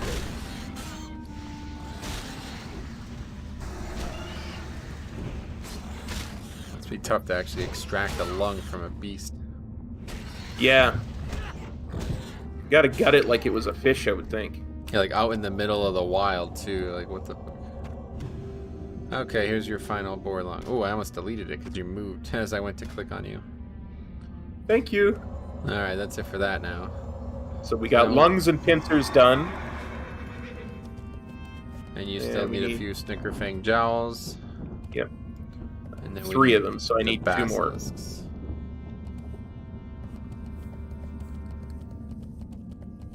I'm sure it's more fun doing it with Cop. Seems pointless to level alone.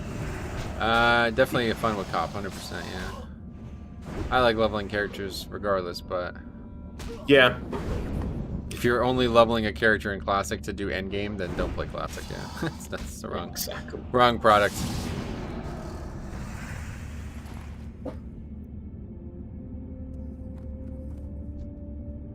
Okay, this is where it becomes a little awkward because now we're like trying to avoid mobs that are all over the place so we don't have to waste time. I'm not really sure what the best place for the fucking basilisks are, to be honest. There's a good amount over here.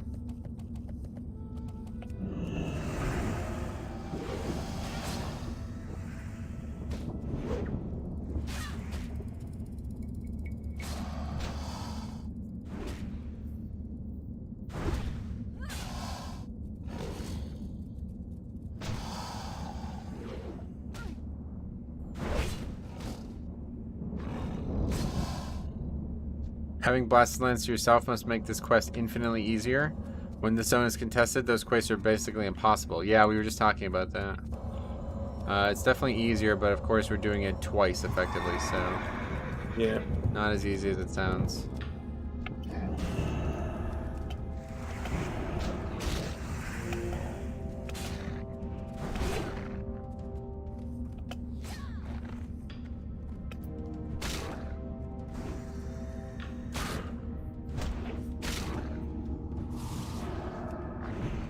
No burning of the mana for you. Yeah, that's a big issue.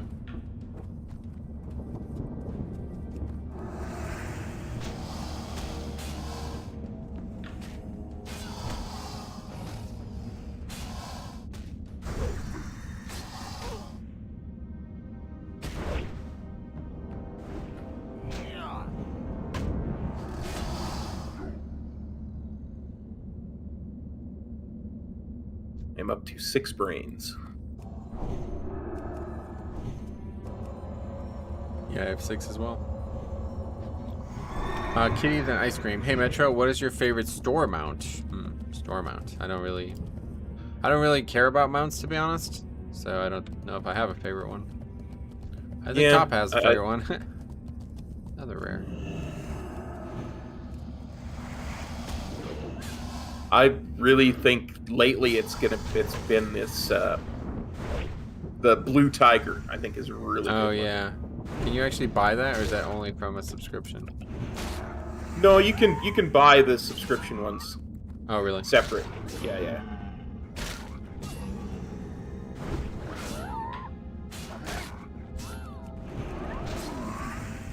Yeah, I don't really go for mounts, to be honest. I don't have a store mount that I would ever buy. I've never bought one, I don't think. But the transmogs are fucking something else, man. That Celestial Observer, I think it's called. That is insane. And now we realize that it has implications for this last raid and maybe even potentially 10.0. It's like, God, that has got to be one of the best sets in the game. That is worth every fucking penny. That belt alone has got to be one of the best belts in the game. It is such a usable belt. Like, it can be used in so many different classes and combos and stuff.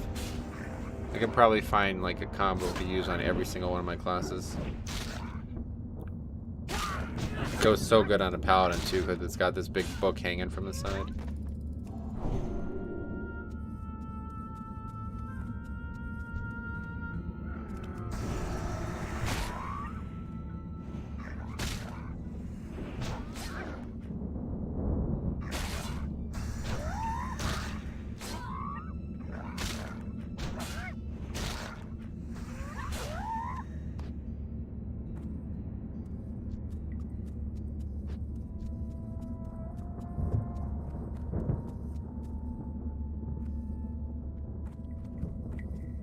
Yeah, I can see why I don't normally have problems with the scorpions. I just forgot where they were for a while there. It's like a million in this area. The best mount is the free one, oh yeah. Gotcha.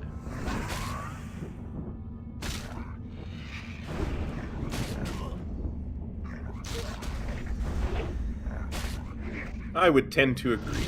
Best mounts are free mounts. I just like to mix and match mounts with transmogs every once in a while, but other than that, I just literally don't give a fuck about mounts. Like, if I have the mount I want, which I pretty much do, like, there's very few mounts that I actually want in this game that I don't have. I'm not really big into collecting mounts. It's the, oh, look at that. The thing that kind of annoys me about mounts in this game, in WoW, Live WoW, is that, they're insanely rare, and I don't know who the fuck thought that was okay. It's actually insane. Like, I don't know if you saw the post that Blizzard made about the Love Rocket, right? Did you see that? Oh yeah, they're considering changing the drop rate. That needs to be the way they need to do that for every mount in the game, because it's just ridiculous, man. Like, if you farm something for years and don't get it, it's too rare. Like, I don't give a fuck. Like this. Yeah. Christian Thrasher, thanks for the subscription. That's just not okay. Like, I get it, you know. The game's supposed to have long-term goals and shit, but that's too long-term. Like, that's just fucked. Nothing should be that rare. I think what they should do is they should maybe add some kind of bad luck protection for mounts. Yes. Like, every time you kill Lich King, it has a incremental increase on how the rate will go, you know? Because it's just not, like, I mean, that's just silly that you can kill that boss for years and never get that mount. Like, come on, man. That's just not good. Yeah. And there's nothing else like that to my knowledge. I mean, the only other thing I could think of is like maybe like a super rare transmog, like the Garrosh shoulders or the Xavius shoulders. It's like, that's just 1 in a million items. It's not like that. Like, most mounts are like that. Yeah. Like, almost every mount that drops from a source that isn't a world piece it's extremely rare. Yeah. I just don't really get why they do that. It's like they know how a lot of people really like mounts for some reason, so they're just fucking people over. The Love Rocket is the worst of the worst in the game, but the only other one that's even close is the Headless Horseman mount. So, even according to that article, it's the only one that's even close. So, What do you mean by even close? In rarity, like the drop rate is 0.03% is, I believe, what the drop rate is for the Love Rocket. It's this 0.06% for the Headless Horseman mount.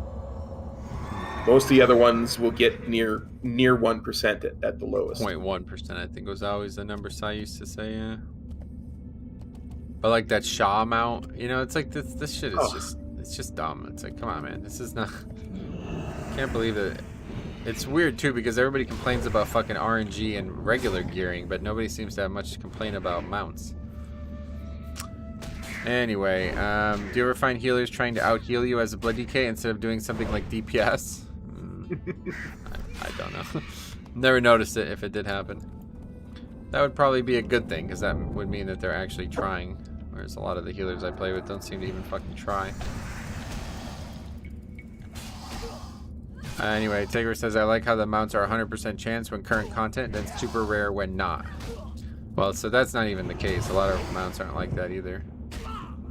Like that mount from the third boss in Sanctum of Domination. That's never 100% chance. It's usually probably only like 50% of the mounts that they add to any content it was ever like that. Maybe less than that. It's usually just whatever mount comes from the last boss, and there's not always a mount from the last boss. There wasn't one this time. Oh no, yeah, the Sylvanas one is still a rare mount, right? Yeah. Yeah. There was not one from Castle Nathria, though, I don't think, right? No. There wasn't one from N'Zoth, I don't think, was there? Oh, No. Maybe there was. It's like that floating purple squid thing. Yeah, I think that was the one from N'Zoth. I just, like, literally care so little about mounts, I don't even notice them when I see them. It's like I feel the same way about fucking cars, too, which is kind of weird, but people who are, like, super big into, like, collecting cars and stuff, it's like, dude, this vehicle was made for you to go somewhere fast. That's it. I don't give a fuck what it is. You know what I mean? Yeah. I don't know, man. It just seems weird to me. These people like put all this extra stock into things that are just completely utilitarian. It's like, for me, transmog is perfect because it's only there for collection, right? Like, the appearance system has got to be one of the best things that WoW ever added. They added like an entirely extra game in terms of appearance collection. It can be, you can do that for the rest of your life and you won't have everything. But there's actually like good incremental gains that you can make. Whereas mounts, it's like there's not that many mounts. So we're talking about doing an entire raid for one mount that's a fucking single digit or less % chance to drop. I can't get excited by that. That's why I'm so glad we, at the end of BFA, we farmed Jaina. Oh, yeah. I do not want to do BOD a bajillion times to get that mount.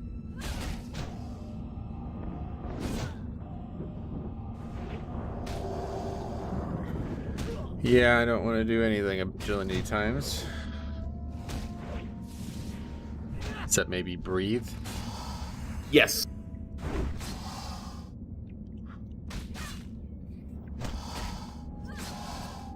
Laugh? Definitely. Yeah. Live, laugh, love. What was that Jim Valvano quote?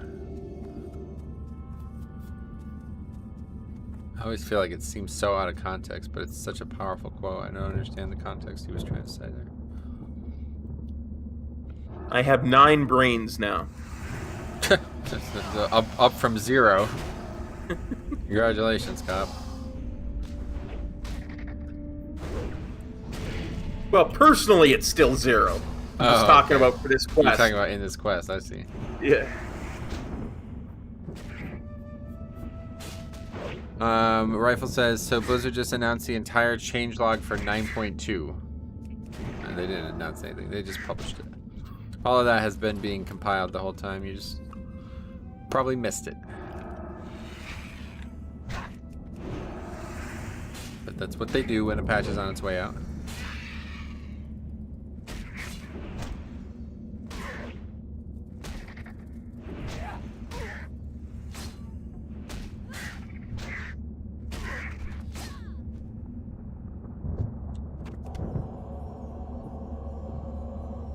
Apparently Unholy Tear said changed slightly again.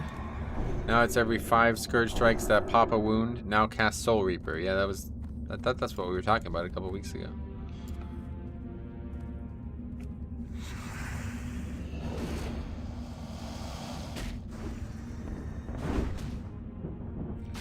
Anyway, I still haven't looked at this quote. Let's see.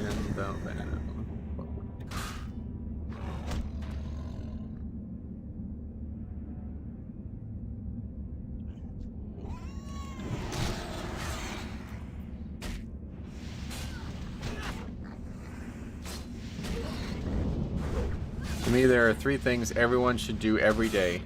Number 1 is laugh. Number 2 is think. Spend some time in thought. Number 3, you should have your emotions move to tears. And that's all it says, but then I think he goes on to say something like, if you can do all 3 of those, if you can laugh, be deep in thought, and have your emotions move to tears every day, that's a hell of a day, or something like that was what he said. It's a good point. Yeah.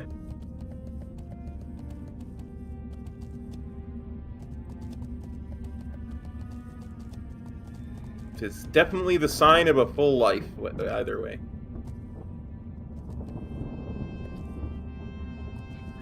Oh, SLB scared me for a second there. I didn't realize he was quoting Jim Valvano. He says, I got tumors all through my body, and they're telling me 30 seconds.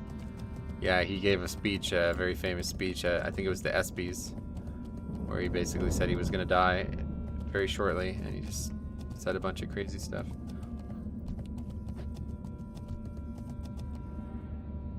It's a full day. Yeah, that's what he would say, a full day.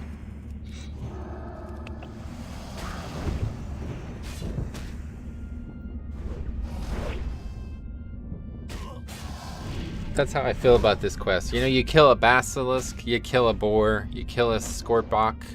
That's a full day. That's a full quest. There you go. It's a way to look at it, right? I agree.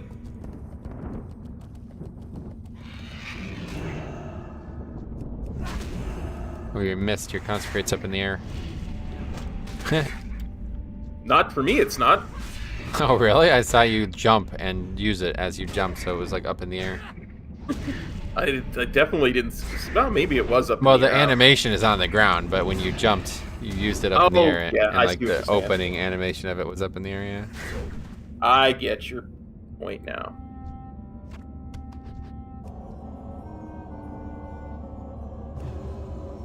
I'm up to 10. Only 4 more gizzards. I love your little like cracked voice whenever you're in distress. I like that. Yeah, that's really good too. I tried to do that the other day and it sounded embarrassing. I'm like, I can't do that. He does that really well.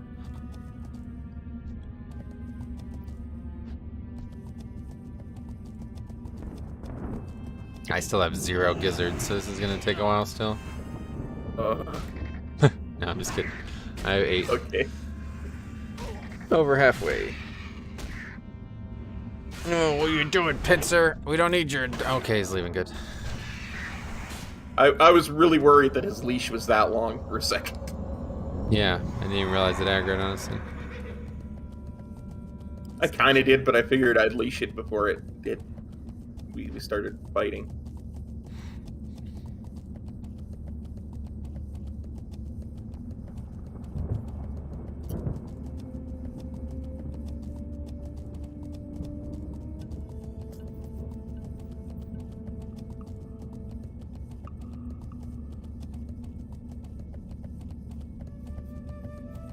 Hard to find the things you want is the problem. It's a Snicker Fang. We needed some of those still. How could I didn't even see them?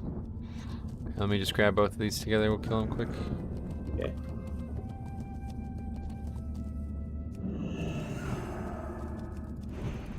Level 46 only. These are easy mode. Yeah, boy.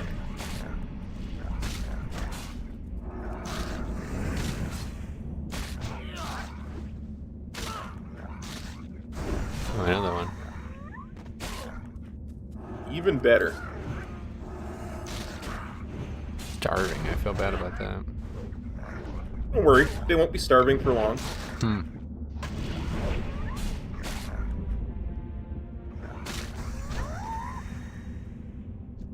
That's my 5th Snickerfang Jowl. Actually, now I have 6. Wow. So we're done then. Give me your 6th one and we're done with Okay. that one. Second to separate it out. Trade.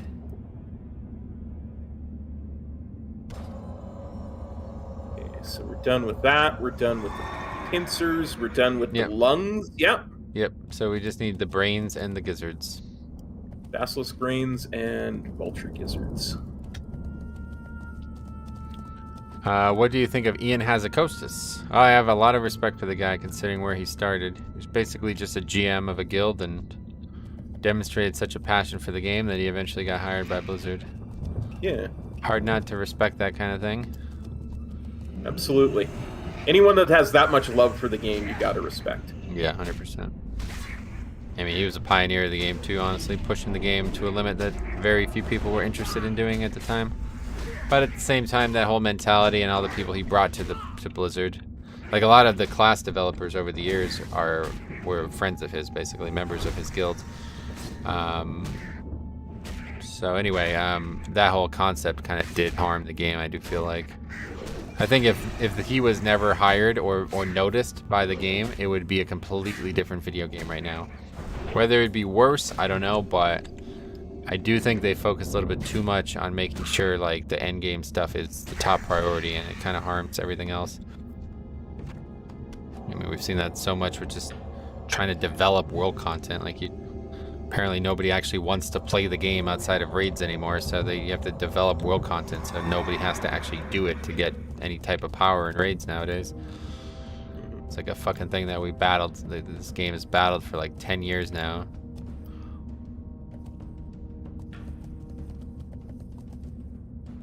Back when I started playing the game, every part of it was interesting and it was all equally interesting, so I've always kind of grew up with that mindset with the game. Yeah. I don't like to do any one thing too much. I like to do a lot of different things. Yeah, I still remember your videos back from Pandaria where you were talking like, if you're not doing this and you're not, maxing out your gear because you're doing your dailies, you're screwing your guild. So you need to be doing the outdoor stuff as well as the raid. You can't just log on to raid. Right. I don't remember that, but that's a bit insane to look back at that, because I still am not exalted with most of those reps. I tried doing them as a holy pally and a prop pally, and it was awful. It was like 2 hours a day worth of dailies. I just stopped eventually. And I fucking hated rep pally. That's the thing that always sucked. Like, it's the same way with Blood DK. I love playing Blood DK, but man, I just really don't enjoy playing it out in the world very much. Occasionally I do if there's like opportunities to pull really big and it's maybe somewhat challenging to survive somehow. But yeah, usually 9 times out of 10 world content is insanely dull as a tank.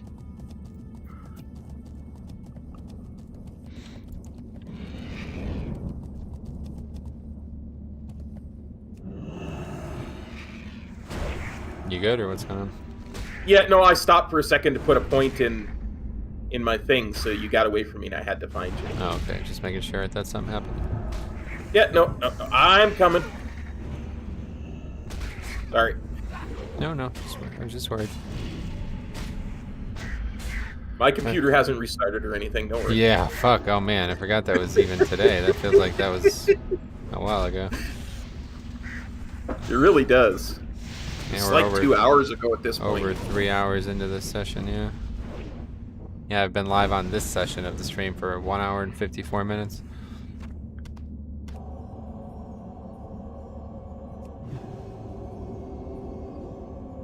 The amount of crap that I have thrown out of my bags at this point.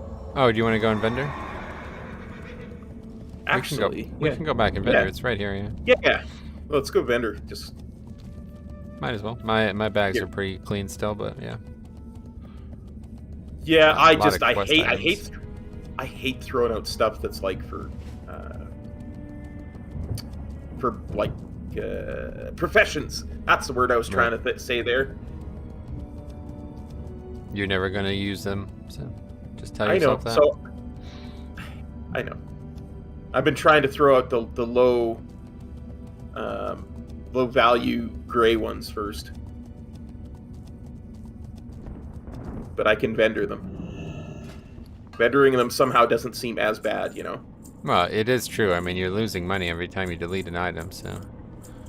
whether or not we need the money, considering we're now getting 100% extra gold every time we do a quest, probably no longer the case. Like I say, it's a mental thing, but I just feel better vendoring than I do. You didn't sell any of the items, right? There's only 5 that we need. Yep, go, just making sure. Just making sure myself. That's why I asked. Yeah. I want to make sure that I didn't. Whew. Tiger says it's kind of disappointing to see so little class changes / balance tuning in 9.2. Are you serious? Are you trolling? What the fuck? Do you know what the class sets are? It's literally probably the patch that has the most class changes, just because of the set bonuses. It's like actually gonna completely. Yeah. If you don't count the tier bonuses, there's some that. Yeah, but you have to. Yeah, there's just no reason not to. It's gonna drastically change the way classes play.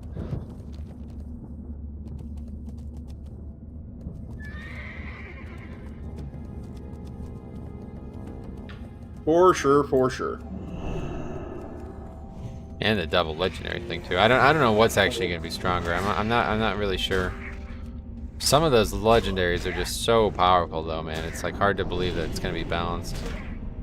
It's gonna really open things up, I feel like, in terms of imbalance. Yeah, I can't wait to see how it all shakes out. I'm actually kind of like quaking for it. Like I'm a little worried about it. It's like I feel like it's really gonna fucking break the game.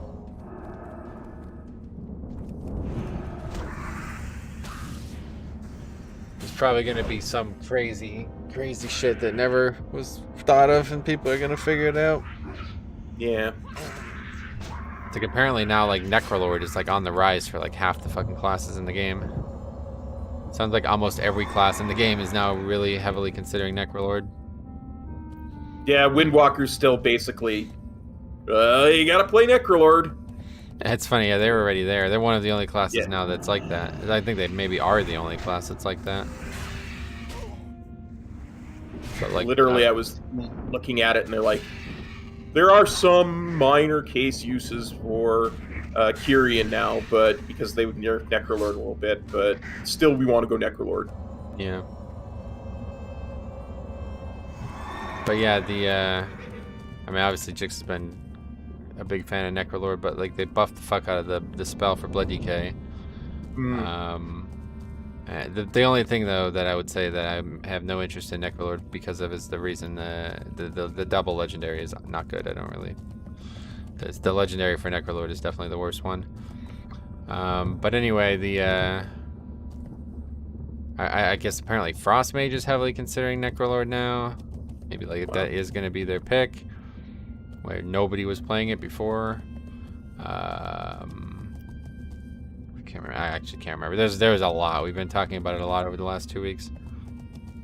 Funny thing is, Resto Druid apparently is now best in slot covenant for them for some reason. I don't know why.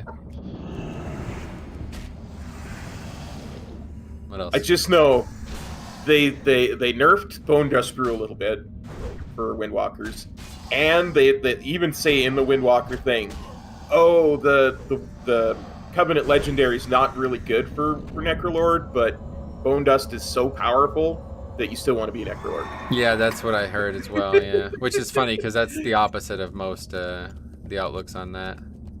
Yeah. Most classes are the opposite. The Legendary... And I think that's what they did in 9.1 on purpose, to try to balance the Covenants out a little bit more. Was that powerful Legendaries for the Covenants that they think they didn't design very well, like, numerically. Yeah, that's... I don't know if it worked out very well in Season 2. I guess the Druid benefit was huge. The Venthyr Legendary was ridiculous. I mean, the Resto Shaman one was also huge. I don't really know of a lot of other classes that use the Legendary for the Covenant.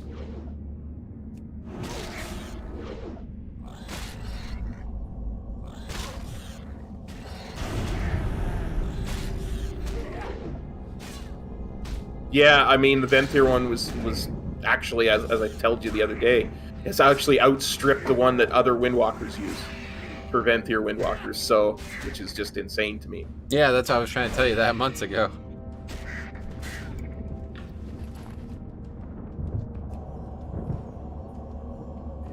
Up to 12. Oh, for what? 12 The gizzard. gizzards? Gizzard, yeah. Good. Still 9 of the brains. Okay, I have 6 brains, 10 gizzards. Night Fae Hunter Legendary is currently best in slot? Oh yeah, okay. Like currently in 9-1. Okay. So we need, what, 14 and 11, right? If I remember correctly. 14 and 11, that's exactly right. That's good. I've been trying hard to remember. I'm glad to hear that. I've been trying hard too, and it's not working. Well, you have an add-on in front of you that you can look at. I know. That's what I'm saying. I still barely remember. Maybe I need to download Service Pack 2, and I'll be able to remember more. You're never gonna let that go, are you? Nope. Kind of been waiting for like a good place to bring it up, and I'm just sick of waiting. I'm like, let's just shoehorn that into the conversation. Awesome. They did buff the legendary for Blood DK, yeah. But it's still basically an offense-only legendary, so... No thanks. Which is interesting because some tanks, that's all they care about. Like Well, it's not... warriors. The problem is the spell does not do as much offense as it looks like it does. It's insane burst damage, and now that they buffed it, it's probably going to be pretty competitive, but... Pretty sure 2 out of the other... Maybe even 3. Maybe the other 3 Covenants do more damage with their whole setup currently. Are the Season of Mastery experience changes noticeable? Oh god, yeah, obviously. Yeah. They're very noticeable, but I've been trying to tell people, like, it's not like a private server shit, like where you level in fucking one sitting. It's not. Like, yeah. It's 100% is a lot, but it's not, because the numbers are really low. Like, we're still only getting 10,000 experience for one quest, right? Like, I mean, that means that we used to get 5,000 experience. And you need 154,000 experience to get to level 52. Yeah. So that even if you just completely discount the kill credit stuff, that's still 154 quests to ding once, right? Like, that's not gonna happen. So when you start thinking of it in that way, you realize that it's actually most of the experience you get is from killing mobs. Yeah. Which is why I've always just grinded, because it's like actually just better to just grind, I feel like, honestly. But I'm completely bored with it. I can't do it anymore.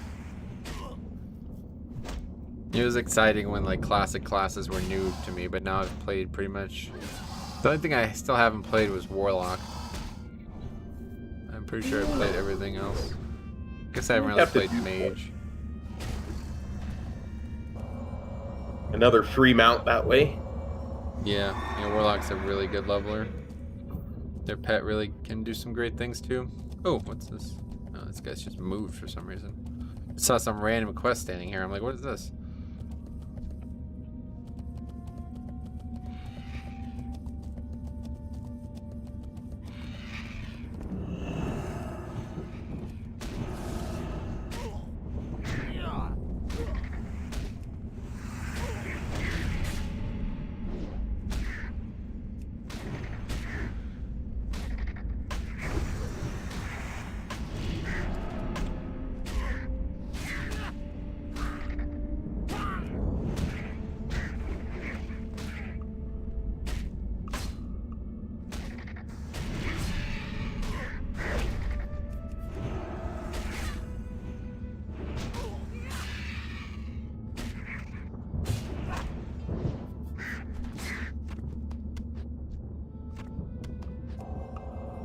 Alright, 12 now for me.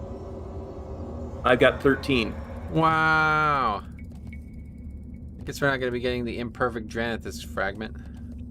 Yeah, I was going to say, they must have really boosted that, because even back in like Wrath, I can remember getting like a whole bunch of those when I was in Blasted Lands.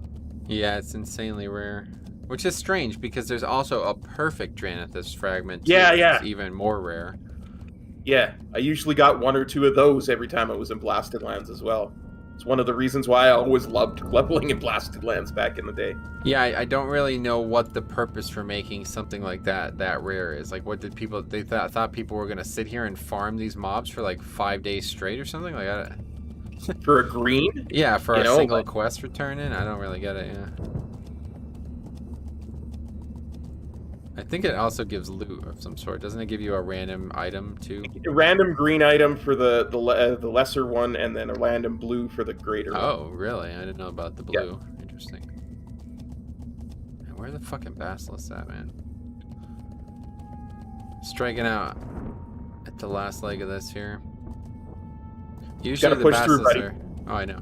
Usually the basilisks are the easy one compared to the gizzards.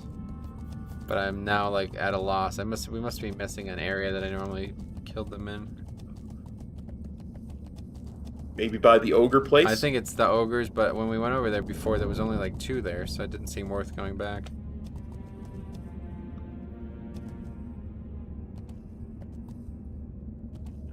No, this guy's back where he's supposed to be now.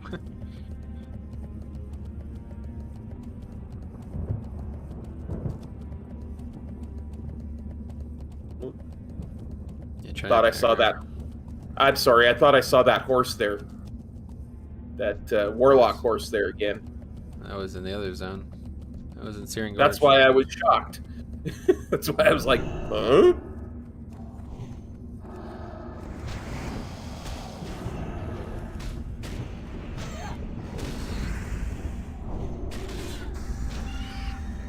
And I turned, and that's why I aggro back. No worries. What do you know of stoicism? Is that how you say it? Stoicism? Stoicism. Stoicism? Yeah. Just where you're kind of like steadfast about things. Yeah. It's like a philosophical approach to life, I think is what people would say. You don't let you don't let anything influence you. It's basically like what the goals are, I think. Sounds about right. Like no positive or negative, it's just life.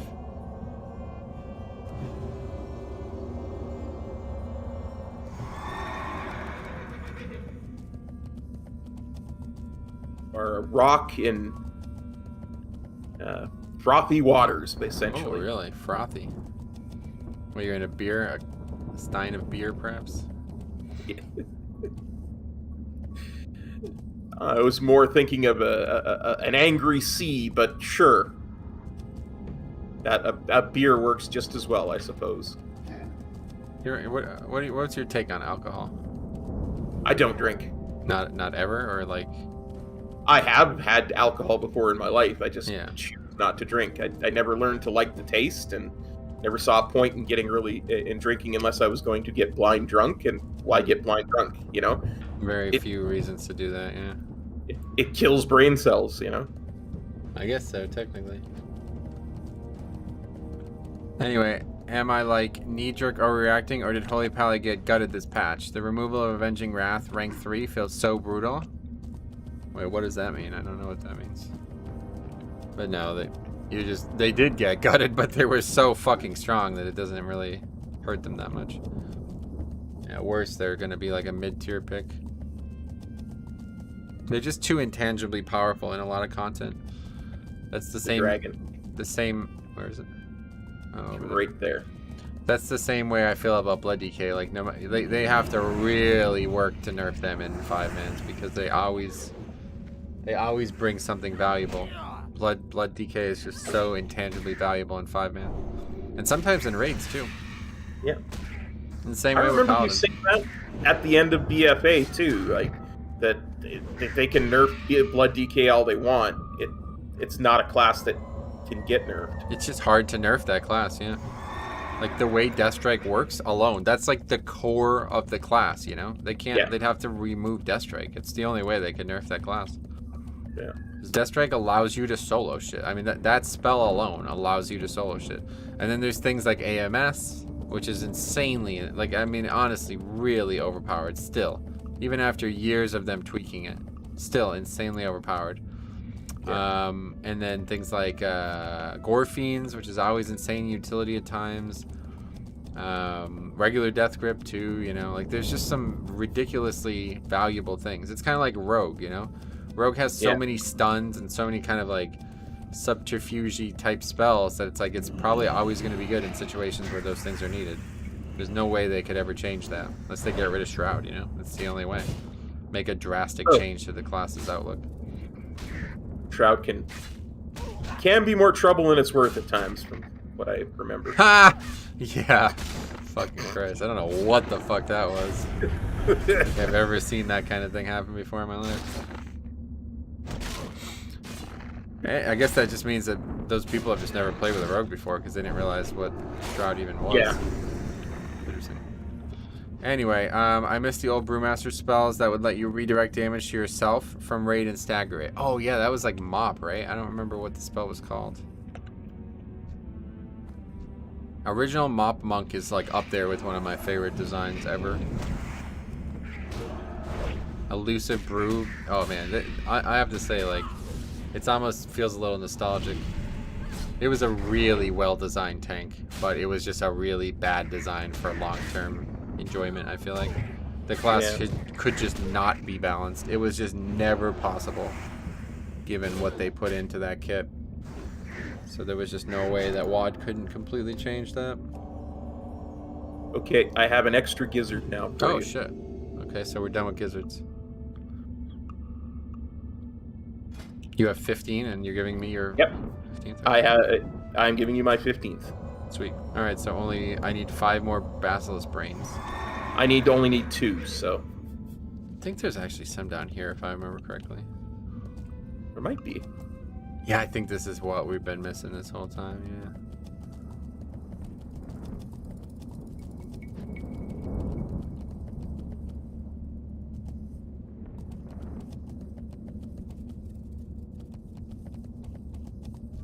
It's very strange that the zone has these like insane kill quests like this, turn all these things in, but the other quests we have are really high level. Like level 57 is the other quest we picked up. Like, why did we even pick that up? When the fuck are we gonna do that? Next Christmas. Yeah, I guess so. 12% damage reduction on Judgment, Hammer of Wrath, Holy Shock, and 27% DR. What is DR? I guess damage reduction on Ashen Halo, and removing the ability to Hammer Wrath any target during wings. Well, so those are all offensive things, right? Like, is that that big of a deal to you? Like, you're only playing the class because it does offense? Those aren't really nerfs in my eyes. That's just the right amount of balancing that probably should have always been there. The class clearly does too much single target damage, and that's just not good for the game. And I'm going to tell you this, if you're new to this, they have been nerfing Holy Paladin's offense for years. Since I started playing DK, Holy Pally has always been an offensive juggernaut among healers. They have been nerfing their healing, or their offensive output for years. Since fucking Legion. So, somehow it always continues to be the best offensive healer. Just remember that. It's a melee healer, right? That's got to help. Well, it's just like the class is kind of designed around doing offense, so yeah, it's hard to keep that balanced.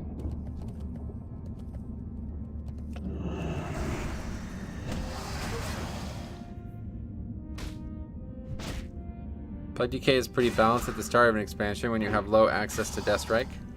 Right, that's what I was talking about with Blood DK. Like, the more stats you get, that class just rises rapidly. I didn't even realize this until yesterday, but playing Prop Pally and realizing that there's only so much value you can get out of Shield of the Righteous. Like, it stacks finitely. You can only have, I think it's 13 seconds of Shield of the Righteous at a max, and that's it. Or meanwhile, if you had Death Strikes, infinite Death Strikes, you'd be putting on like 1,000,000 health absorb shield eventually from the mastery, you know? Mm-hmm. It's like there's nothing like that for other classes.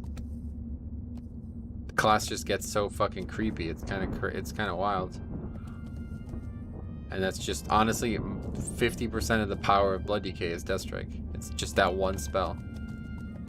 I said this earlier in the expansion, and I don't want them to do this, but this is probably what they need to do if they're worried about this, which I have no indication that they are. They need to make Deathstrike not heal a lot, and they need to make it give a really big mastery absorb again.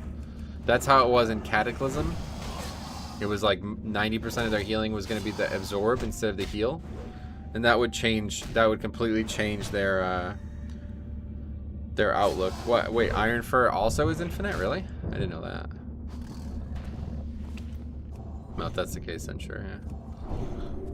I didn't think there was any other tank like that, but... But anyway, the problem with Deathstrike is that the healing it does scales too well off the damage taken. So if you just regulate that and make it a small heal and then make the mastery scale off the damage taken only, like the blood shield portion of it. See, I don't think the mastery was, I don't know what the mastery was in Cataclysm, but I doubt it would. I don't know though. Maybe I'm wrong about that. I don't remember. I didn't play Blood Decay until Mop, basically. So. That was the last brain I needed. Great. I need still a ton, but I can hand any that I get to you now. I know. Yeah, I know. It's just pointless because you're gonna hit an armor cap. I see. Well, okay. That's probably why I didn't realize that then.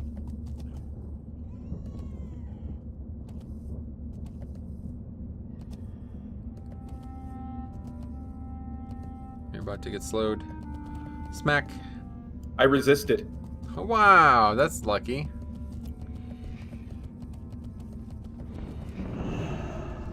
Oh wait, we're done with these. Wow, this is such a habit for me. These are always the thing you need the most because there's basically only like 12 of them in the whole zone. Yeah, maybe more like 20 or something, but yeah, it's very few of them. Never run into this with this Basilisk Brain thing. I don't know what's going on here.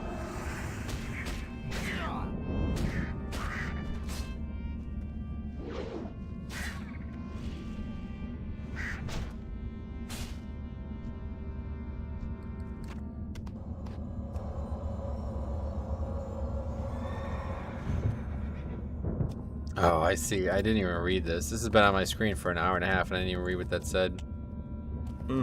It said we should go back toward the quest giver once we get 3 jowls, 1 lung, or 2 lung, and 1 pincer.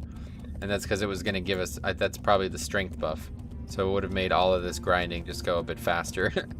But we didn't do that, because I didn't read that. Somehow it's been on the fucking screen for the whole time, but... It happens to the best of us, my friend. It's not. It's probably not that big of a difference, but... Yeah. Postal Dave says, Metro, I guess I'd highly suggest playing Wrath DK since you like them so much. Nah, I don't. I don't like Wrath DK at all. I actually did try a Wrath private server for a few hours. I like Blood DK in the current iteration, not the old tank was basically like a weak ass version of Blood, and it was mostly a DPS spec. Wrath is also my probably my least favorite expansion.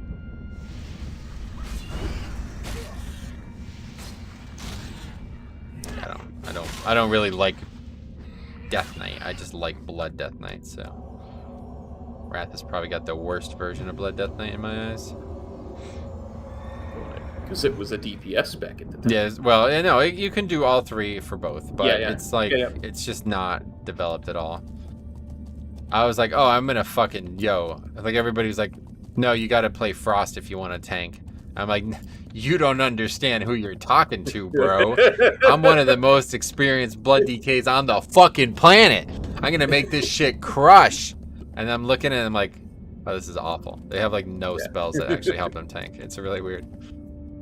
And Vamp Blood was nothing because Deathstrike didn't heal you. It's not a healing spell, and it's a fucking really complicated spell to use in Wrath. It's you have to consume 2 other runes to be able to use Deathstrike.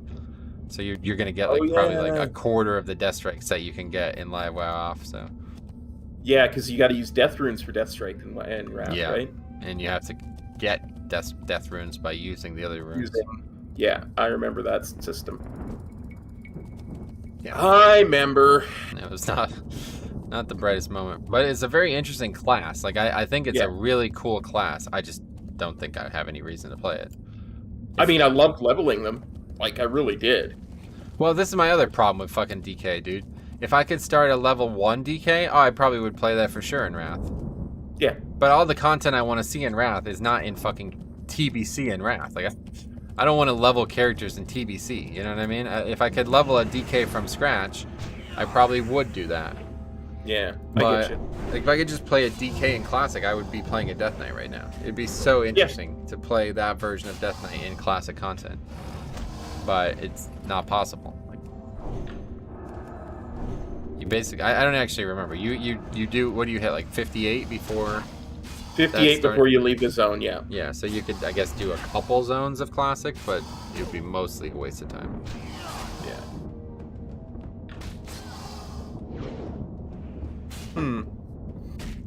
Makes me think that even at the start of Wrath, they knew that Classic needed a serious facelift. Right? Yeah. They were probably already planning to do Cataclysm before Wrath even came out.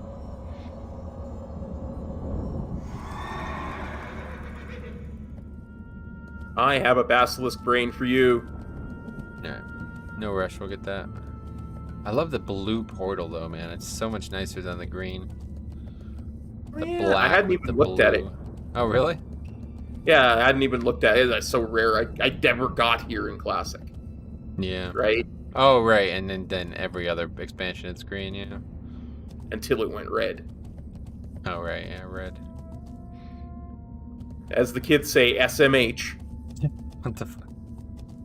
So much hate. Wait, what?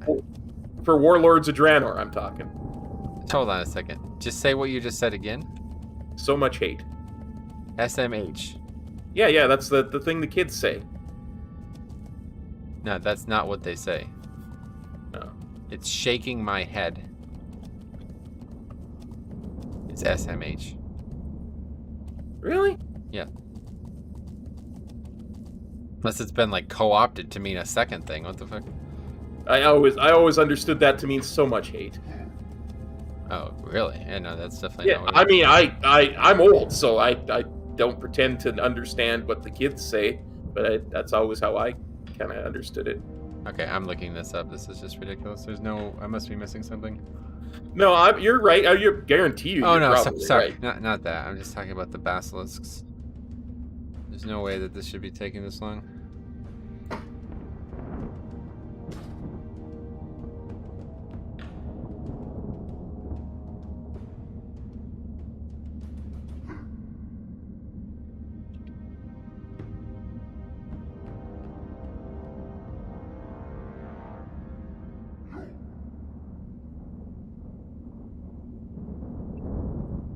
Oh, okay. So yeah, there's most of them are on the are on both sides of the road by the dark portal, and then by the ogres, and then the other set is the ones that we've just kind of been intermittently killing. Apparently, they share a spawn with these boars. Oh, That set, so that's why we haven't seen any here for a while. Let's kill these boars. That makes a lot of sense because usually people are farming these infinitely, so there's always an equal number of respawns. Isn't SMH shaking my head? Yes, it is. We're just talking to cop right now, guys, so get used to that. I'm just old, you damn kids.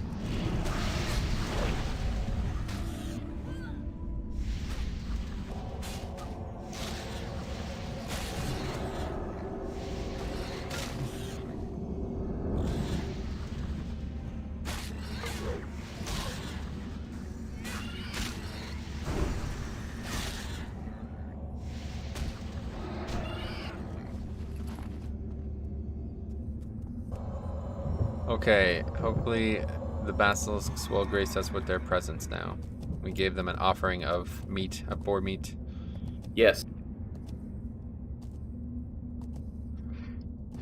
This guy's moving around again. What's he doing? A Desperate walking for those animation. Dranifists. Yeah, I can see. Maybe if they were fucking a little bit more common. Spend 2 hours in the zone at least. Could have Not easily. a single one between us. Yeah. At what point in your life do you consider yourself old? That's a good question. I've It's actually always- from Tagore, not from the question generator. What I've way, always considered myself old. I've Really? always kind of found myself more gravitated towards older people when it comes to social situations than younger people. Even when I was like 4 years old, I would hang out with the adults just because I understood what they were talking about more than I did my own peers. I guess I agree with that, yeah. I mean, I probably felt the same way. That's a level of maturity, though. We're not talking about age. I don't know. I don't think... I have no real concept of age. Like, I don't know. I played too much Crusader Kings, I think is the thing. That game has completely disillusioned me to the concept of age. It's weird, because nobody even knows what I'm talking about, probably, but... Anyway, you go through generations and build families and stuff. Yeah, and it's like your character can die at like age 30 of natural causes in that game. You know what I mean? So it's just like Yeah. There's just no reality to age. I don't feel like in the world we live in. You can die at any moment, and you can live till you're 100 as well. You know, it's just like there's no reason. I think the thing about age should be knowledge. You know, like you're old when you've acquired more knowledge than you ever expected to. I think is probably the way to put it. Good way to put it, for sure. But your like cellular age is nearly irrelevant from what I can tell. I feel like almost nobody dies naturally anymore. People might say it's natural causes, but it's almost always like a just accumulation of lifestyle eventually getting caught up, you know? Yeah, I get you. We don't need those anymore. Oh, Yeah, there's a basilisk, though. There, yeah. I have a brain for you as well. Oh yeah, I'm glad to hear that.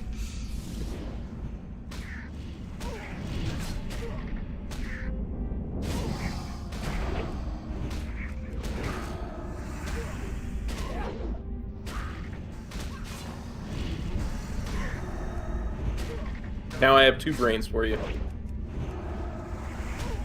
All right.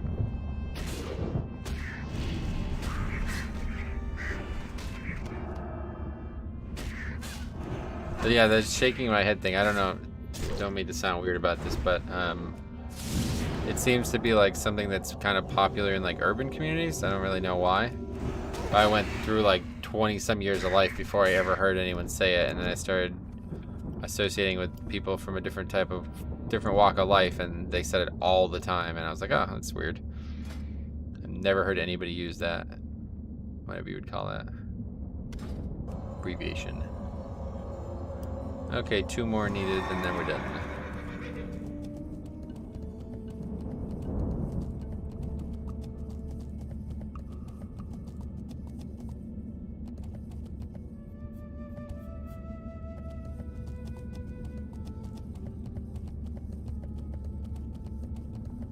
Come to us, basilisks. Give us your brains. I clearly need one. Yeah, we both do. There's our 3 dead boars. Still on the ground, rotting in broad daylight. Our offerings to the basilisk gods have gone unheeded so far. Yeah, so what do you think about that story going on with what's the name of that game? I don't even know. The Mog Chotzer game. What is the name of that game? Oh, Broken Age. Broken Age. Broken Age, yeah. It's interesting. Like, I cannot... I guess the way I understand it now, the upper crust society of this highly technologically advanced thing is like distilling something from the girls they kidnap in the less technologically advanced side of the planet to keep them alive or something. I don't fully understand that part, to be honest. But yeah, I guess it's like it's basically meant to be like maybe aliens came to Earth and they just kind of like are our shepherds now. Like they choose what we do as a race now. But the aliens are living with some humans, so like they're still technologically advanced humans because that's Shay's side of the thing, right? And so what he is basically like an arbiter. Like he's here to continue the cycle. You know what I mean? Like he's here to make sure that the aliens get the humans the way they want. So Yeah. I don't think Shay and his family were ever actually technologically advanced. They were just confused. Oh, they were. They were, Oh. because that's what his mother said, right? His mother said, because Vela asked her who the Thrush were, and she's like, they're the major political party of our land, but they like to think that they're more than that. So the way I get it is the technological advanced half has a minority, that's the Thrush, that is also the ruling party. So it's kind of like a political commentary too, right? That's And interesting. the majority is just some sheep that do whatever the Thrush say and are completely not realizing what's going on with these sacrifices and stuff. So Interesting. it really is. Like I'm I loving didn't the know story. that part. It's more deep than it looks, yeah. Yeah, The second 'cause it half of the looks all- game is like so much more interesting than the first half. yeah. It looks so like, oh, it's cartoony and simple, and it's a point and click adventure and what have you. But I love that game's art style. I'll tell you what, it's really yeah. cool. Really nice.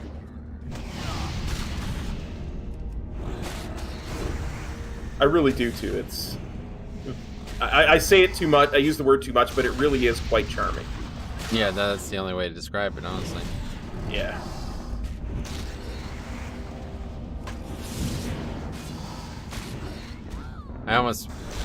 Actually, probably my favorite part, story, or like visually wise, was in that floating city or whatever that was. And I guess that's it for that. I don't know if you'll ever go back there, but Yeah. I hope so, because they got fucking Jack Black to be a character they interacted with for like 1 minute. Hopefully there's more there, right? It's weird. Absolutely. Got I another got a brain. You.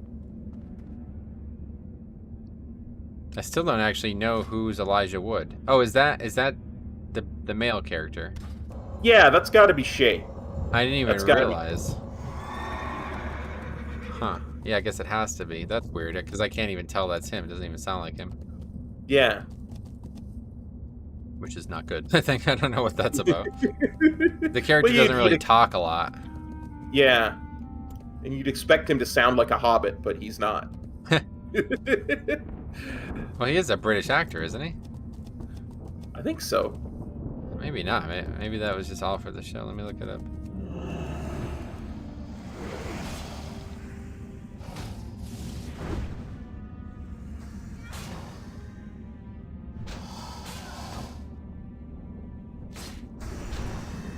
Oh no, he's an American. Wow. Okay. No wonder you why go. I don't recognize him. Well, that was a decent accent then in Lord of the Rings. Holy shit. Yeah. Absolutely. From fucking Iowa. Damn, that's crazy.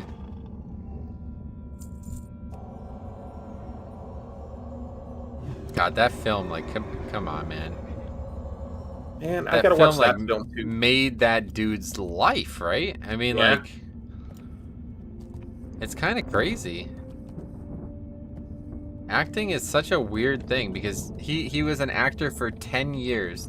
This is what's crazy to me. This dude's IMDb, okay? Here's how it's broken down. 1988 to 1998. It's like 2 paragraphs. 10 years worth of acting, 2 paragraphs. Lord of the Rings. So 4 years worth of acting, 2 paragraphs. The same length as 10 years worth of acting. It's like, wow. That tells you everything you need to know, man. That dude's life had changed, a massive trajectory change after that film. And that could happen to any person. Sean Astin was a big actor too. Yeah, he but- was already a big actor. He was Rudy, right? Yeah, he was Rudy. He was in Yeah. a bunch of films. So one of But the he- most he- commercially successful sports films ever. So he was already a big name. But Elijah I think Wood, I a- think genuinely was not. I don't think a lot of people knew who Sean Astin was before the film. Like, I think he was a big, successful actor, but he's one of those ones that you never really noticed Maybe. outside of that one movie. He's just not got a really noticeable face. I think he looks Yeah, looks relatively average. that Black Dragon is Oh, this is brutal, man. Don't know why these fucking basilisks don't exist. Riding around for a single item. I mean, we haven't even fought an item in like multiple minutes, it feels like. Yeah.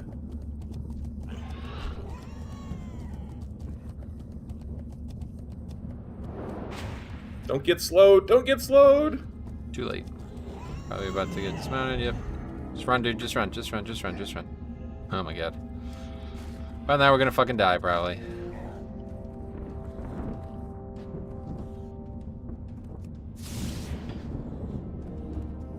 So how was the test of patience? Classic, man. I'll tell you what.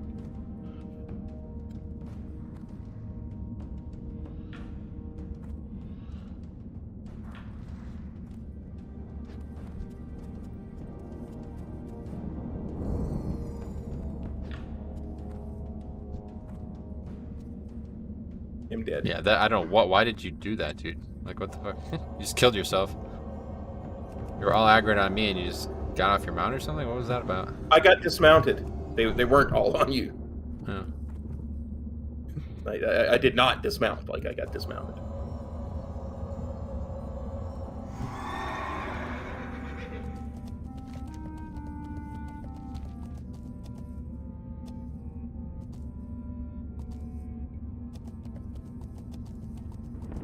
Yeah, it's not that far of a run back. Dude, where the fuck are these basilisks? I don't understand what's going on here. There's literally none up right now. Like, this is such bullshit. This fucking game is so poorly made. It's unbelievable. It's like, it doesn't even take, like, any type of intellect at all to realize that this is poorly made. Yeah. How the fuck did this get released? I really don't understand it. Did they think, like, people were just complete idiots and they weren't going to care?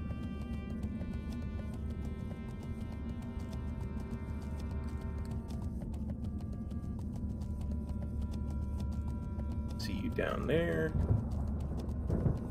I'm just trying to find a goddamn basilisk, so just take your time getting here, honestly. No rush. Probably going to do another full loop of the zone before we see one. I will follow the triangle on my mini-map.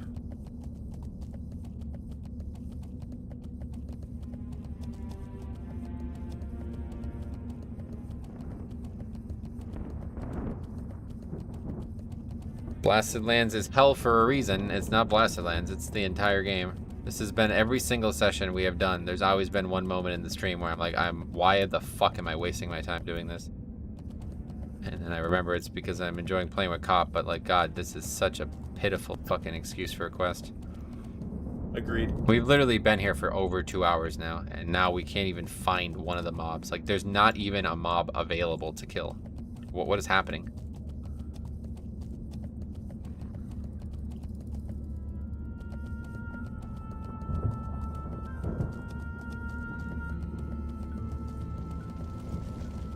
Ah, there. I see is.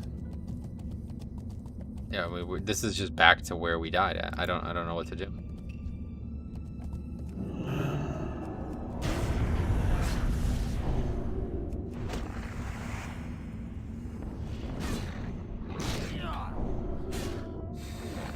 Maybe we go kill a bunch of boars to try and spawn? I don't know. I don't.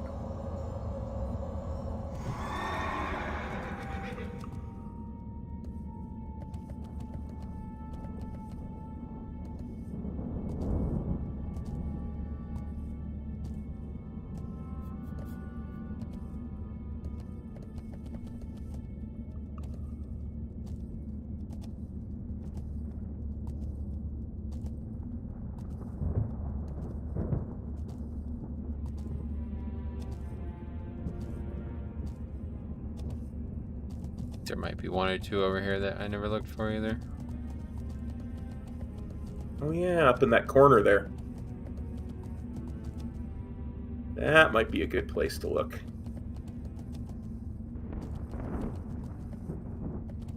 I don't see any.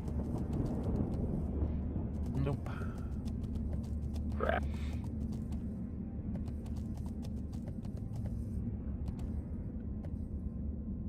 I guess it must just literally be we fucked ourselves here by doing them the way we did it, where now all the things that are respawning are things we don't need. I've never had this kind of trouble with this quest. Usually the only trouble is actually the flying creatures. I've never understood the philosophy behind tying one creature's respawn to another. Yeah, well, it's weird in its own right, but typically this wouldn't be an issue because there'd be more than 2 people on a server. Yeah. Okay, there's one finally. 2 actually. Okay, there's 3. All right, finally done here. Hopefully, a couple, and then that'll be it.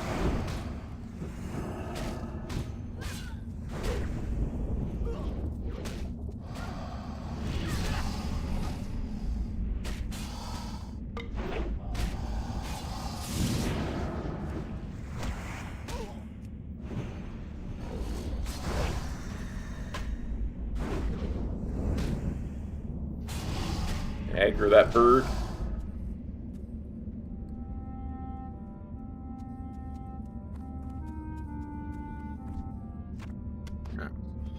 Excellent. That is that. Try to loot a Dranathus fragment from any of the mobs in Blasted Lands. Fuck you. Yeah, I was just gonna say. Thanks for the recommendation. Alright, so let's go turn all of those quests in now. That's gonna be a lot of experience.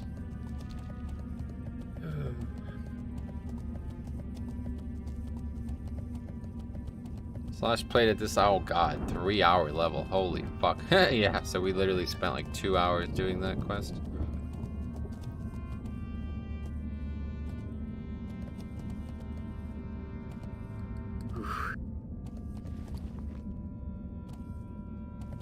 So I have a couple extra too of the different ones. Wait. Oh yeah, you only needed 11, okay. What brings you here? Alright, the Basilisk Bites. Wait, what is everything counts in large amounts? What is that? I don't know why it wants us to do that first, but whatever. I am listening. Okay, just turn these all in. I'm not reading any of this shit. Hello.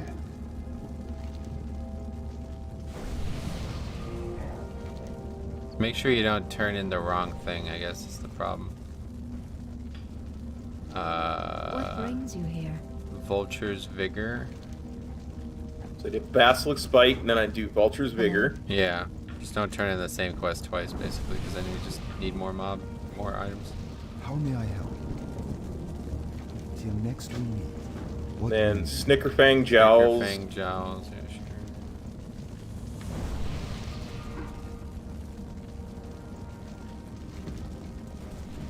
Good luck, friend. And then Boar's Boar's Vitality. Vitality, yeah. Till next we meet. Hello.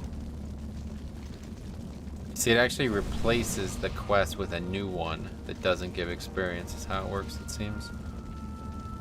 Be careful. And the Decisive I am Striker. honored. Yeah, that's it. Not as much experience as I thought it was going to be, but yeah, we did ding. Okay, that's that.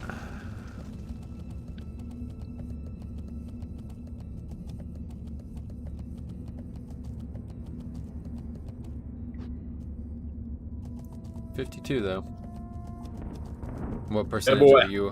What percentage? I'm 33 repeating, of course, percent exactly. Okay. Glad to hear that.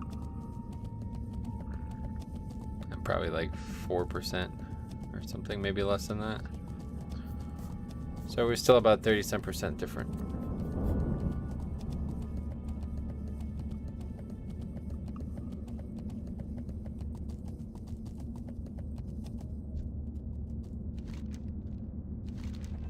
Although you may never find a flawless spear of Janthus, you will undoubtedly uncover various imperfect fragments. Yeah, oh yeah? I don't believe you. I don't know why it wants us to pick this up. Oh, because it assumes we have it, right? Which we don't. Yeah, So, okay, we're done which with we that. don't, so. Alright, that's it for the zone. Somehow, I guess we got insanely unlucky on that front too, because that must have been... That was probably like 3 times more mobs than we needed to kill for any individual to finish that quest on their own. Yeah. And the fact that we never saw what I assumed to be something that would drop that both of us would be able to pick up. Meaning we effectively have twice the luck needed to get it. Not seeing that drop is hard to believe. Welcome to Vanilla. Even with vanilla problems. Yeah. The Blizzard store is back. They relaunched it. Did you see that? No, I haven't looked at the Blizzard store in a long time, so. Oh, really? I did. I bought a shirt that took 3.5 months to arrive. Oof.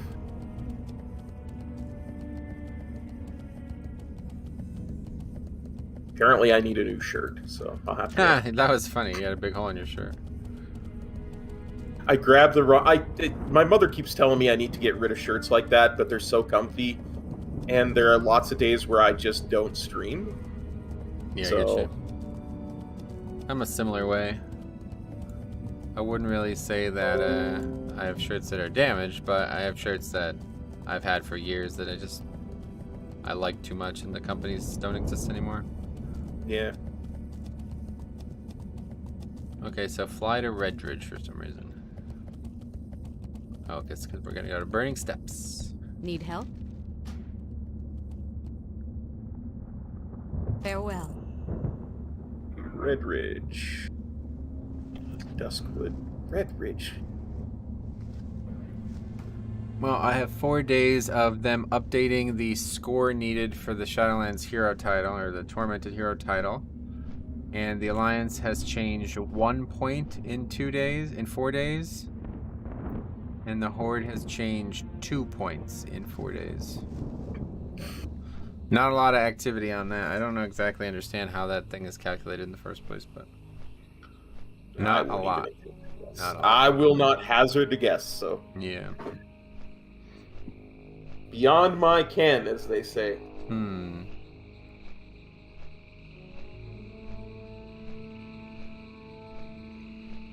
Beyond my Barbie as well. Good one.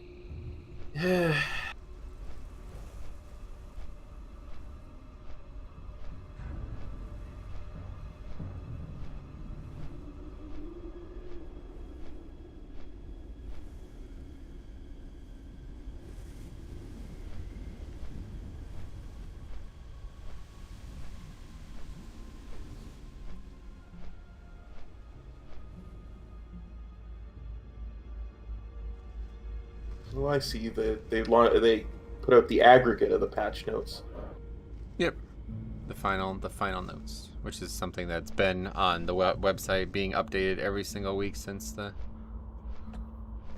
beginning, which is good. Like, means they're actually doing that now. So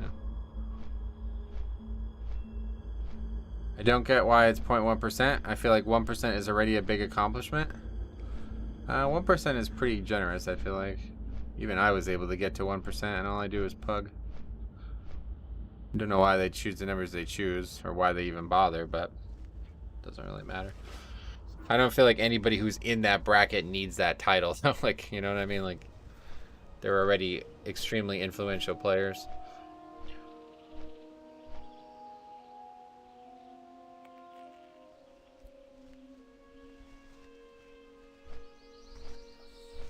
Redridge, man, I haven't been here in a long time. I know. Good to be back. Indeed.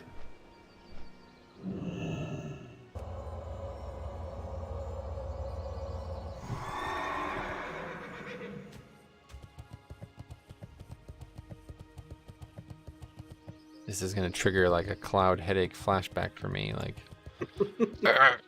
and there's gonna be like a dragon and like a guy standing next to him. It's like, huh. You're gonna go on for 30 hours trying to figure out what that means. So like once you finish that game, go back and rewatch all the cutscene. Well, actually, I don't even think. No, you know what? Yeah, that won't even. You'll have to finish the second game before you can do that. Yeah. But they're all insanely important, and they seem so out of context. It doesn't make any fucking sense when you see them for the first time. Like one that you've already seen. This isn't a spoiler or anything, but one that you've already seen is in the second reactor where he walks across the bridge and sees Tifa. You remember this one? Yeah, she's like in a cowboy suit or something. Yeah, and there's a man dead on the ground. Yeah. Yeah. So that's like probably one of the most important story points in the entire game. And it just happens like 3 hours into the story, you know what I mean? And you never see that scene again. Fexy says 2 people in my guild are getting the title. I see. Nice. Congrats Yeah, to them. would help having that title as a pug master. Yeah, could you imagine? Yeah, if I was actually able to get it to that point and be like, look it, I did it purely pugging with no voice communication. That's like a fucking, that should be in its own achievement. Okay, head to the burning steps, except extinguish the fire gut.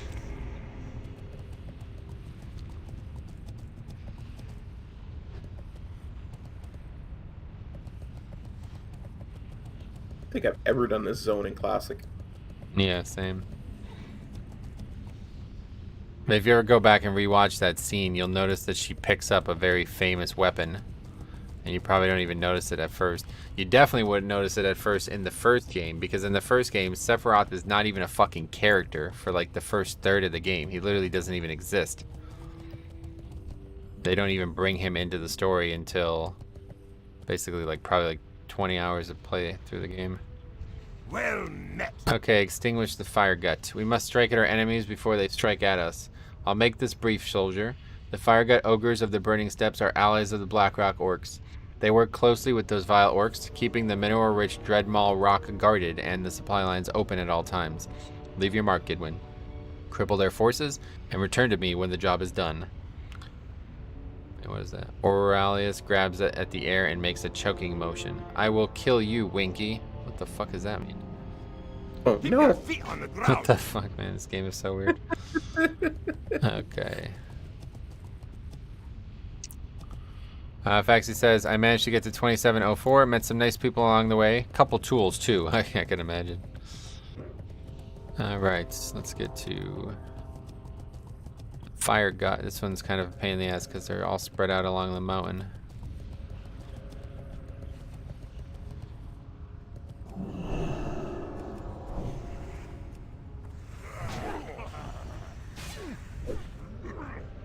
Not sure why we're doing this one quest in this zone and then leaving, though, apparently.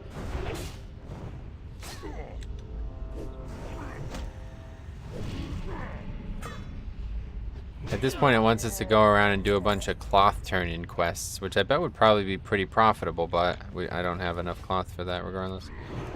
Yeah, I've been vendering cloth lately, so. Yeah.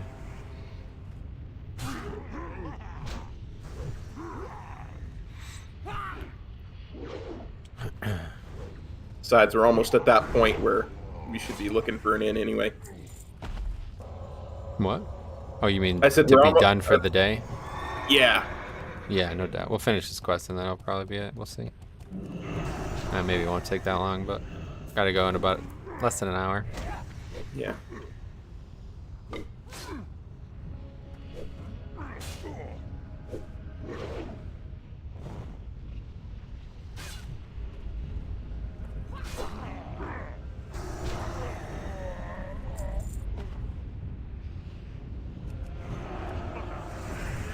They're getting relatively high level though. Yeah. Ooh, they're actually one level above us. Yeah. Most of the stuff we were killing recently was like 6 levels below And us. this is, we're supposed to still be 51 at this point on this guide, so. So we really caught up, is what you're saying. Yeah, we've surpassed it. Yeah. At one point we were 3 levels behind the guide. It's because we didn't grind out 2.5 levels from the one portion it wanted us to do. So in answer to the question, is it noticeable, the 100%? Yes. Indeed it is.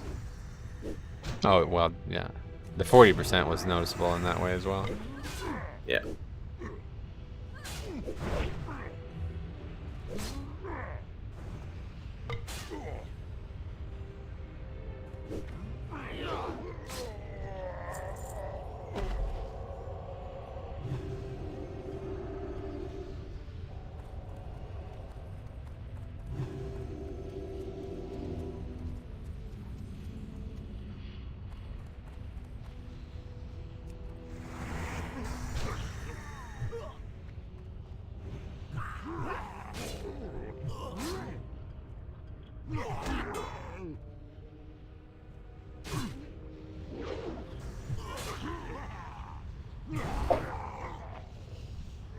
This is funny.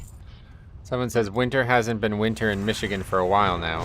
When I was a kid, we had snow days all the time, and snow was piled up 15 feet high just from plowing the driveway. Now it's mostly freezing rain or 1 to 2 events of 6+ inch snow. Yesterday it was 48 degrees in February. This guy says, well, the Weather Service says the average annual snowfall totals have actually increased significantly over the past 30 years in most places in northern Michigan. Average high temperatures have increased by about 1 degree over the last 100 years. I think your childhood memories are dramatized. Probably pretty common.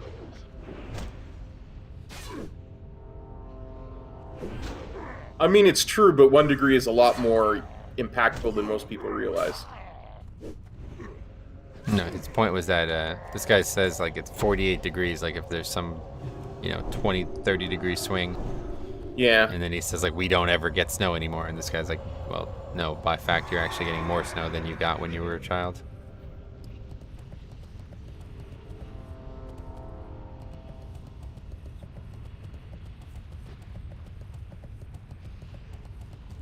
Oh shit. What the fuck?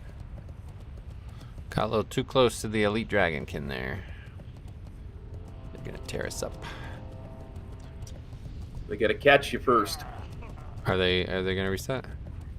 He's still coming. Oh my god, are you serious?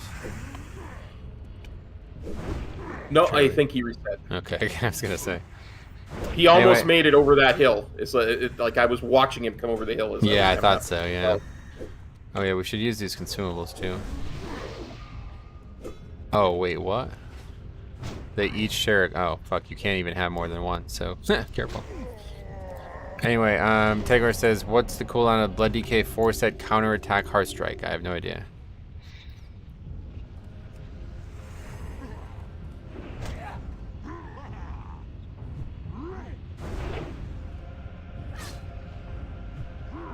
One of these consumables I want to use. Maybe roids. Yeah, use some roids. Strength one, yeah.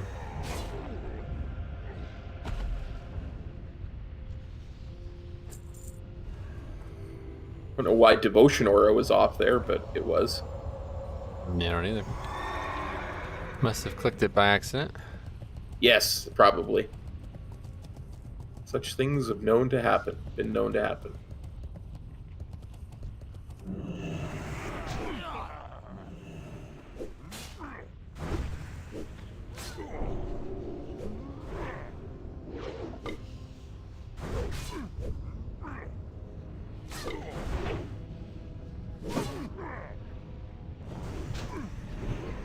Yeah, major golf course, clubhouse burned, or is burning right now. At least I don't know if it's what's going on with it, but Oh, it's in Michigan.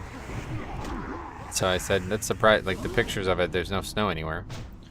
I was like, no snow in Michigan? What's that about? Seems rare. I mean, there's snow here. It's not been very cold. We haven't had snow in about a week and a half, but there's still snow on the ground. This showed this entire clubhouse without any snow anywhere near it. I was like, what the fuck? I thought Michigan was supposed to be like one of the worst lake effect snow places in the world. you would think with the Lake Michigan right there and all Well, they're that. literally surrounded by lakes, yeah, on all four sides, Yeah. or all three sides of the. It's basically a peninsula of the most of the state. But Michigan State has just been getting fucking pounded in basketball, so I could see they're probably the whole thing's probably all fucked up. I think they lost like 5 of their last 8 games.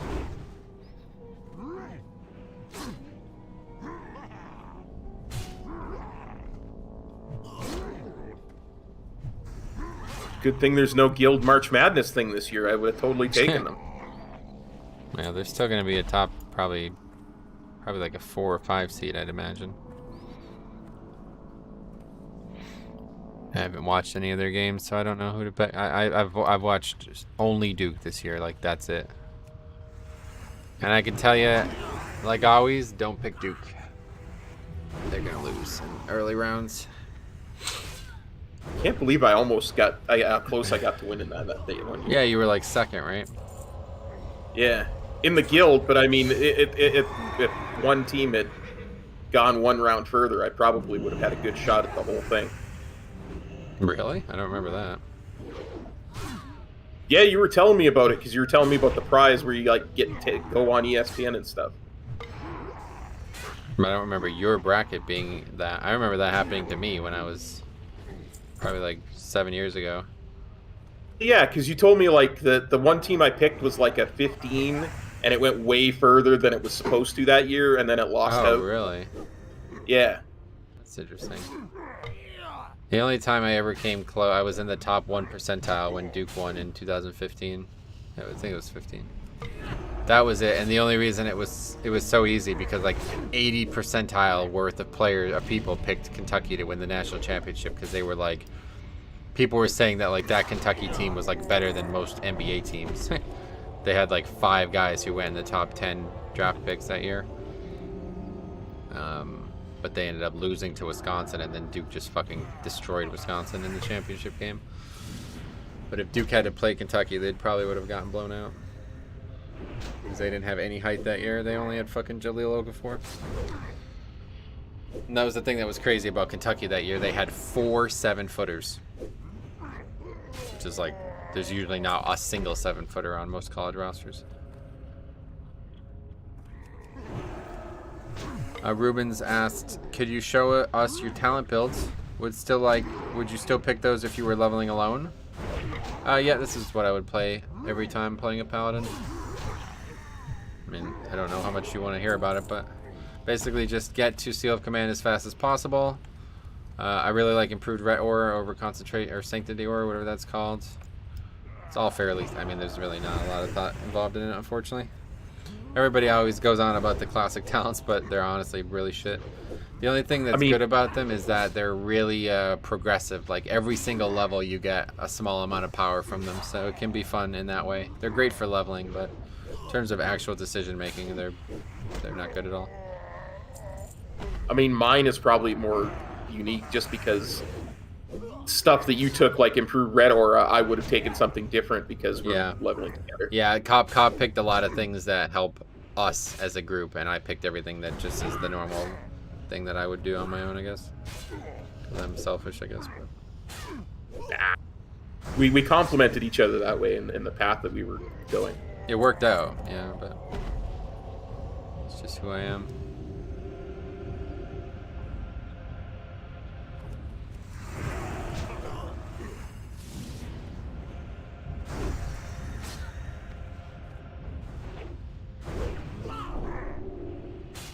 Is the nice thing about having 2 paladins because you can have 2 auras, and it's actually, I have to say, man, double paladin is really good. I'm really shocked at how good. I think maybe like priest and pally would be even better, but 2 like characters with similar strengths when both of those strengths are powerful, fucking insane actually.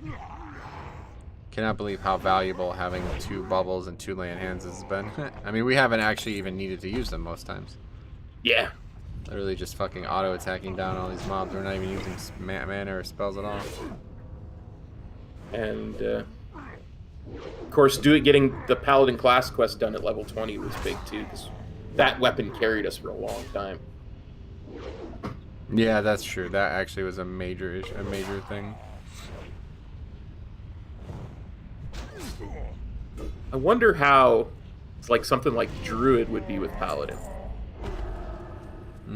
Druid doesn't have as much access to healing as it sounds like it does because it has to shift out of form constantly. I just mean because I know it's got buffs and stuff that it can put on. No, not really. It just got 1 buff. The main thing about the main synergy with Paladin would actually be Shaman. Oh, Paladin having Wind Fury as well as Seal of Command would be fucking nuts. Like you would just every once in a while you would just proc both in one shot, like 100% one shot people. Wow. Right, because they're basically the same spell, you know? Yeah. It's just Seal of Command is slightly worse, but it procs more. And Wind Fury is much stronger, but it procs much less. So they're basically very similar in how they output damage. They're actually extremely similar because they also both have like one that, you know, you put Sealed Crusader up and then you do more holy damage, and it's the same thing with Earthshock. Earthshock makes Storm Strike makes the next 2 Earthshocks do more damage, so it's just like very similar. They basically just designed the same class with 2 different flares, which is very, very, very strange because both Paladin and Shaman are massive in Warcraft 3 and they have very different playstyles. Yeah. You know what I mean? Like, It's not. It couldn't be more dissimilar in Warcraft 3. The Farseer and the Paladin. Yeah, for But sure. somehow for sure. they managed to make them feel almost like identical classes in Classic. Yeah, I guess it was all in the name of balance. They wanted the Horde to have one and the Alliance to have the other. Yeah, I guess so. But it's weird because the... Well, I guess Farsight is in the game in Classic, right? Yeah, that's probably in the game. Yeah, But still in the game and live, but Yeah, no. I was just talking about compared to Warcraft 3. yeah. I But get Wolves and Earthquake are not existing in Classic WoW, but they're in Live WoW, right? Like they're major Classic, like major Shaman things that have been there from the get-go. you. Yeah, Wolves came in when? Burning Crusade? I think so. I don't actually know. It might not be. It might be Wrath. Their size. We hate work. Looking like Burning Steps got a lot more going on than Horde. Well, we're only doing one quest in this zone. I don't know what you mean by that. But yeah, we got this one quest that we're doing, and then we're leaving. I guess going to somewhere else. I don't know what we're doing. Probably won't see that for an extremely long time though, because this might be one of the last quests we do. If not the last quest we do for quite a while. Imperial Red Gloves. No, I don't want those. So, you know, okay, we actually literally only need mages. We've probably been killing a lot of mobs we didn't need. Yeah, I was gonna say it, but we were talking about other stuff. I'm just like completely on autopilot. I've had like this happens like every single time we do these. I have like a break moment where I'm just like, Yeah, if you weren't here, I would have just quit. and yeah. And Gotcha. so now I'm just like completely disassociated with whatever it is we're doing. Trying to figure out where the fucking mages are. Well, please don't tell me where they're gonna be like the basilisks, where they're just Yeah, gone. it's gonna be like that, yeah. But I think one of these caves has a lot of them in it. I think it's this one up top. Here's a mage. I see you, mage.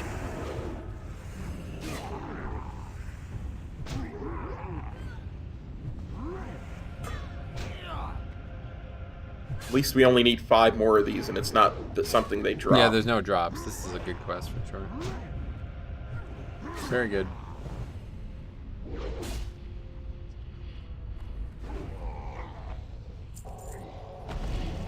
You find it weird that the mages do consecrate?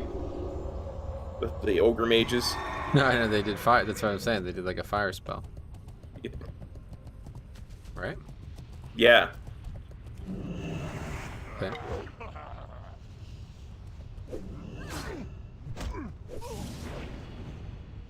Just meant it looks like consecrate. Oh yeah, like we were talking about before, yeah. Gotcha. I understand. God, what do you mean? What are you talking about? You understand what? I You're don't, the one I don't making the know. point. I don't know. My mind is on autopilot now, okay? Okay, I was gonna say you understand what? You're the one who made the point. I don't know anymore. Yeah, the fire. We talked about this in the Searing Gorge area. That I said like, oh, it looks very similar to the blast wave spell mechanic, and that's exactly what they're doing here. They're doing like a blast wave looking fire spell.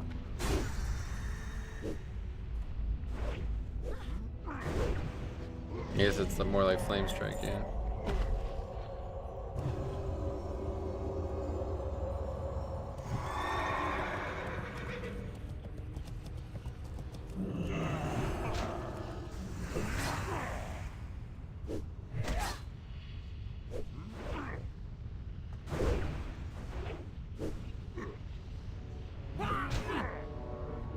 It's weird because it's so like leveling is so not taxing, like compared to TV or compared to Mythic Plus. It's like Yeah. very different, but it's still like at the end I'm still just completely done. Like I'm just like I don't want to fucking do this anymore. Weird. It's like a whole different reason though. If we were just like leveling characters in Live WoW, I guess it would be different. No, because I've done long leveling challenges before where there comes a point where if I wasn't streaming it, I would be completely mentally done. You know? Shit.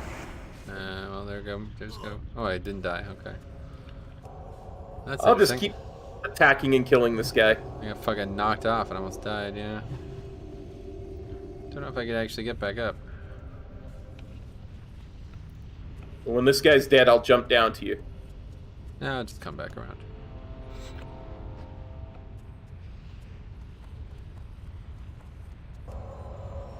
Almost knocked me off there. Your health's very low, by the way. Not no more, it's not, because I was casting a healing Oh, spell. I was just making sure you didn't somehow not realize.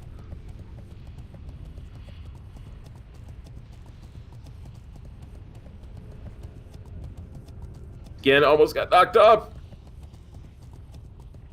You just turn around so your back's not facing there. Well, Didn't know that's they why I did it. didn't get knocked off, because Okay. I was facing a rock. My back was to a rock. Okay, should I jump down? Just come back the way I'm coming back to you now. This doesn't seem like the right place to be anyway. Oh, there's a rare here. Yeah, might as well kill the rare.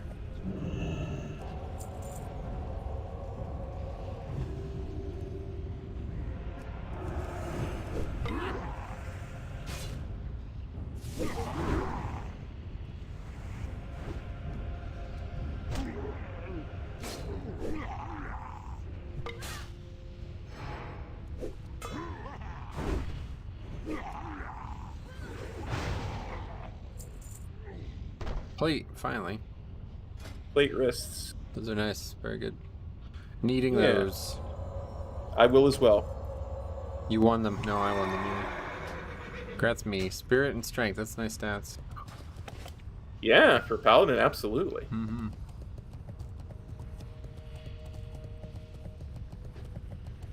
Although, like you say, Spirit gets undervalued for leveling, so it might be worth for a warrior too. Who knows?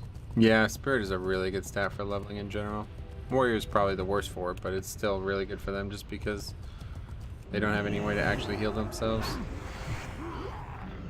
If you have like a high amount of Spirit as a warrior, you can go without having to eat or bandage at all, but it's not really gonna. It's eventually you're gonna have to stop usually. Never gonna have that much Spirit.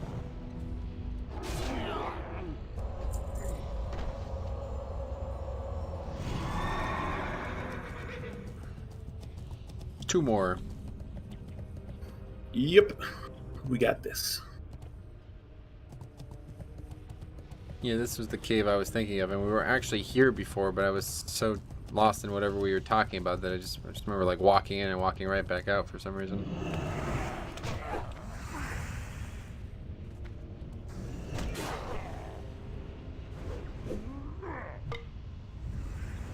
What an awful name. If you actually pick this name yourself, Fire Gut, as the name of your organization, that's a terrible name, right?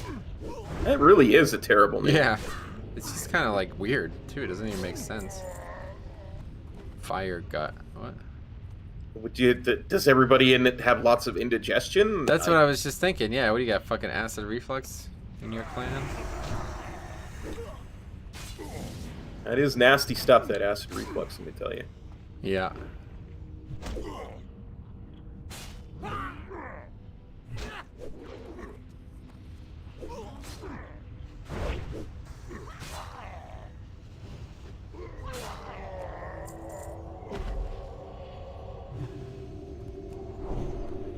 I did not even see that, Pat. Way to pull the other guy we were fighting away from him. Oh, you didn't notice it. He's asking, what is your stream? He's a cool dude. I would like to follow him too. I'll get a link for you. Take a look here. Okay, I'm linking it now. Thank you for the link, my friend. Yeah, no problem. Cop's on the climb, guys. He's trying to get to 1,000 subscribers so he can get monetized, but it's been a long climb, which is completely understandable because I've actually lost subs in the time that he's been trying to get subs. It's not a very popular thing to subscribe to a YouTube channel anymore, I feel like. I don't really know why they're still focused on that number. Seems kind of pointless. Yeah, for sure. Like, I would think watch hours is way more important, but Yeah, I mean, they're focused on that too, but just I guess they needed two factors to make sure that you couldn't just cheese somehow and get one and beyond, but yeah, fair enough. I really never subscribed to any channel. Like, I've only ever done it to channels that I care about helping get a certain number of subscribers, because I'm gonna watch the videos anyway. Like, you know, most of the channels that make content, they have some sort of regular pattern to them, so it's like, okay, Friday evening, this guy puts out a video. Friday evening, let's go check the video. But I think it was more like a thing a long time ago, back when YouTube was kind of new and people were exploring how to best make content, but...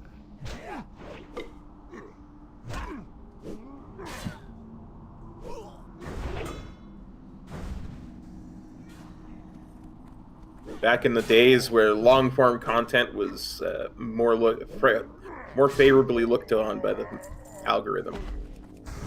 I don't know if I would go back that far.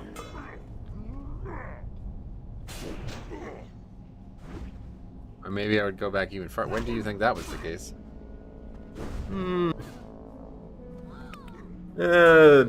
Mid 2010s, 2014, 2015.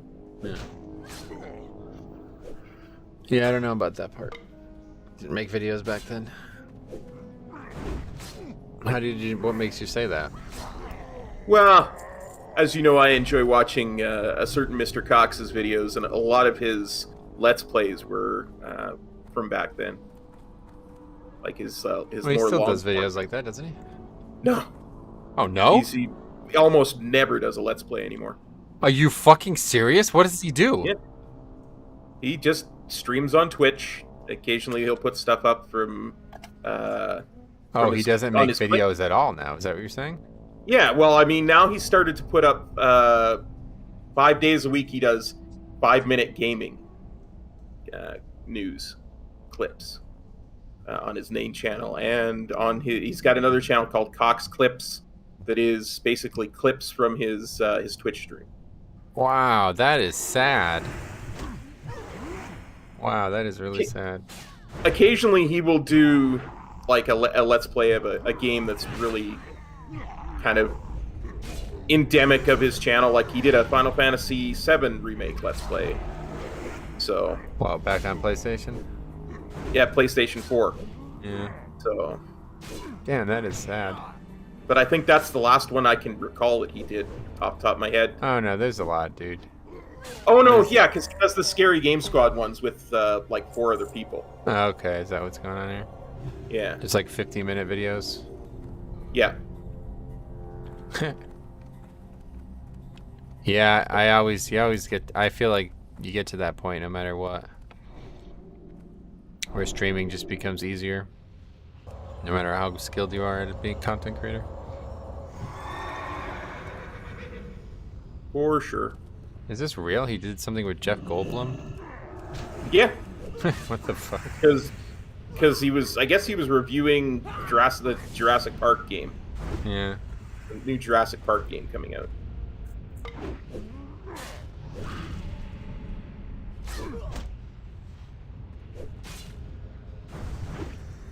Oh, almost happened again.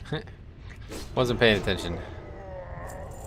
Alright, that's it. Let's get over here. Turn these in. Oh, it's only 4:30. I just don't know what's next, because on the list there's a bunch of shit that I know we're not going to end up doing, like turning in tons of cloth. So I'll have to figure that out. Snapshot of Gamma Rita. Did we do this? Yep. We turned it in already, right? Oh no, I have it in my inventory.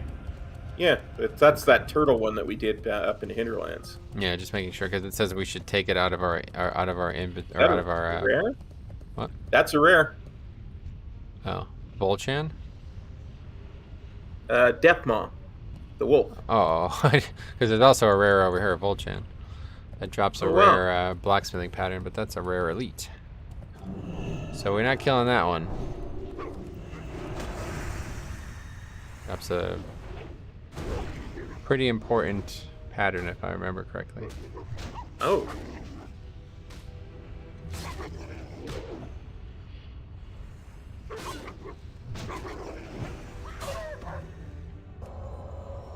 Oh, plus healing. That would sell. If there were other people, it Yeah. would sure sell. See if there's any. I don't even know. Who's 60?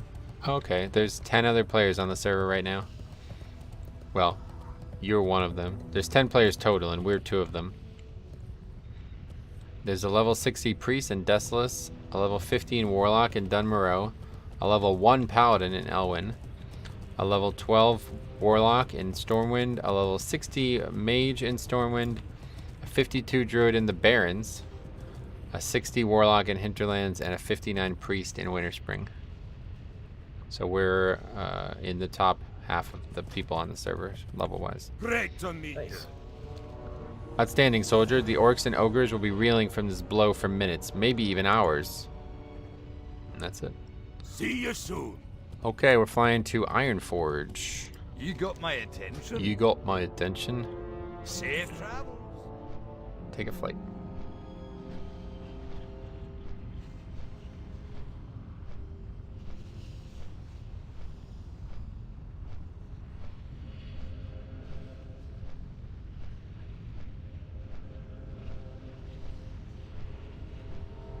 We've got that Loch Modan quest that turns in an Ironforge as well. That's probably part of it, yeah. Remember to get cloth from the bank if you stored it from earlier. Try to find the following items on the auction house for quests for later. 120 wool, 120 silk, and 120 mage weave, plus 1 mithril casing. But I don't think we're doing any of that, so just skip on all that. The Mithril casing, that's for Ungoro. Oh, is it? For Emio. That's for the Emio quest. Ah, well, unfortunately, we're not going to be getting that because I doubt there's any on the auction house. Okay, we're definitely not doing any of these. This fucking add-on, man. Options, unlock. Okay, we're not doing any of the Gnomeregan cloth turn-ins or the Ironforge cloth turn-ins. We've withdrawn those things already, technically. Look for the courier that walks around Ironforge. Skip this quest if you can't find the courier. Why would you not be able to find it? What the fuck? Walks in a big circle, doesn't he? Yeah, right around the outer ring. If I'm not Yeah, mistaken. the weird thing about this, in order to actually get the quest chain in Plaguelands, you have to start one of the different. There's like 3 different lead-ins, but you have to pick one up. Otherwise, there's no quest there. Wow. Yeah, it's weird, right? I don't know why that's the case for that zone, but none others.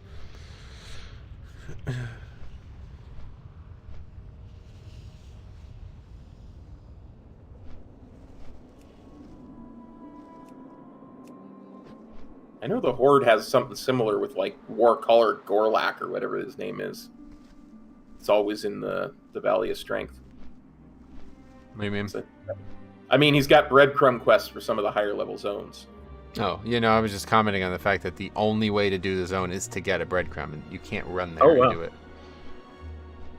That's different than I don't think any other zone is like that, yeah.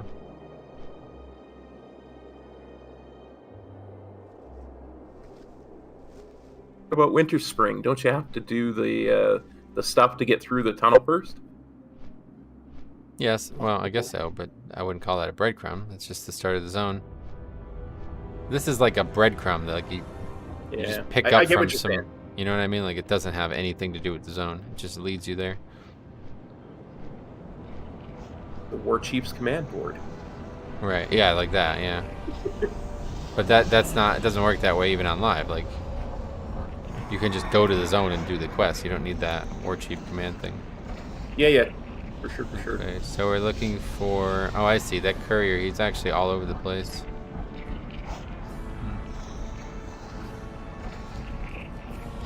Well, oh, it's right there. What's up, If you can't find him, hey there, courier. Thanks for stopping by. We'll never find him. Hear ye. Actually, maybe I shouldn't even. I guess we'll pick it up regardless, but. Hear ye. All heroes are called upon to heed these words.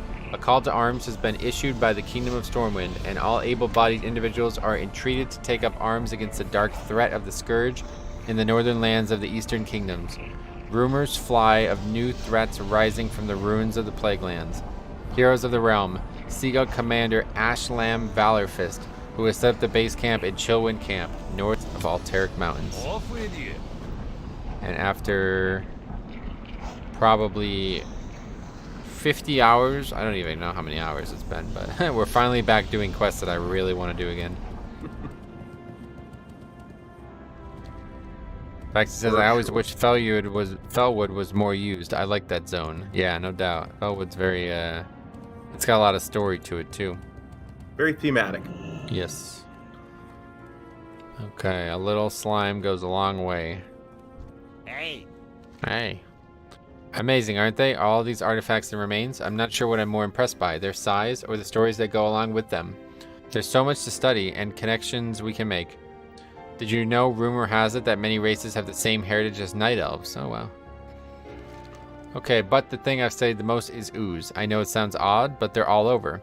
I hope the lady in Menthil find her bag not too long ago. It was eaten by oozes.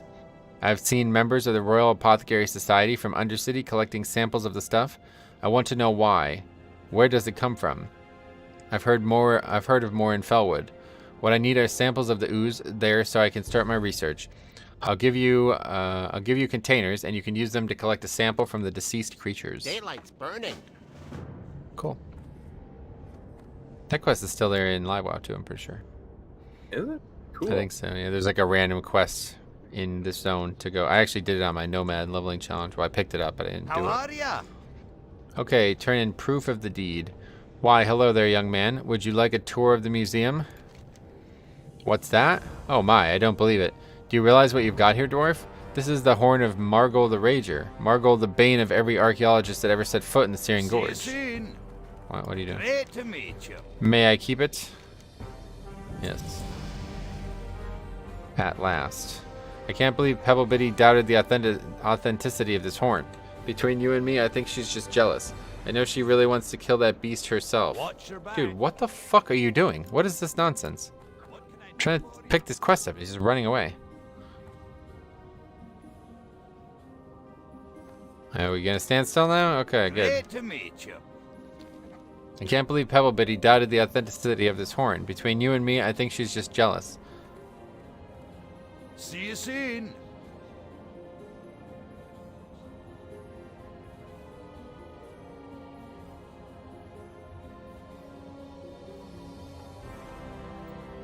Okay, he's saying some things. I have just the spot for this horn. I must have been saving the spot for something special. I don't think it gets any more special than this.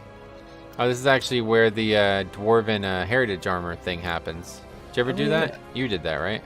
Yeah. Yeah, this Or- dude is Yeah. same guy I think actually, I did. probably. I did a video on know that. I- It's really, really good. I know I did the gnomish one and the goblin one. Huh. I did the Dark Iron Dwarf one. Yeah, that's... What's on your mind? Okay, are we done moving around? Alright, so you need a proof of deed after the contribution you just made to the museum. It won't be a problem. No, I guess we're not done moving around. There we go. You can take that back to Pebble Biddy. Off with you. This is like got bugged. my Like, this is not how mobs are supposed to work in WoW. Okay, what's this singed letter? Oh yeah, this is that guy he got killed, yeah. In the name of the light, we will have his wish. This I vow. There is an empty, vacuous hole where my heart used to be, Gidwin. The loss of Dorius is one that I will not soon recover from. I must see his final wish, though, through, and the perpetrators of this cold-blooded murder must be brought to justice. Return to the Searing Gorge and fulfill his last wish. Free his men. Watch your back. Poor Dorius. If I ever get my hands on those dark irons, so help me. Yeah, there's a lot of cool stuff here. I never actually looked at these things. Horde catapult. There's a lot of quests in this little area too. This Hall of Explorers. Yeah, this is just here now for good, huh? Interesting. The fuck, is that phased or what? What is that? I don't know. It's weird, isn't it? I didn't think they did phasing back. Yeah, in the well, I know Dawn. they didn't, but Attention. why was that not there before? But it is there for us now. Don't know. Okay, I've recently been handling the responsibility of investigating Ajara, a once beautiful area the elves called home. This would be back when they practiced magic. It's now a more dangerous place more more dangerous place than it is beautiful, but that doesn't stop us from turning over every stone for answers to our past. A companion of mine named Timor offered to help me investigate the area since he takes a particular interest in such things. He owns a small place to the right of the Hall of Mysteries here in the city. Okay. Hey, good. A lot of quests in Ironforge too, man.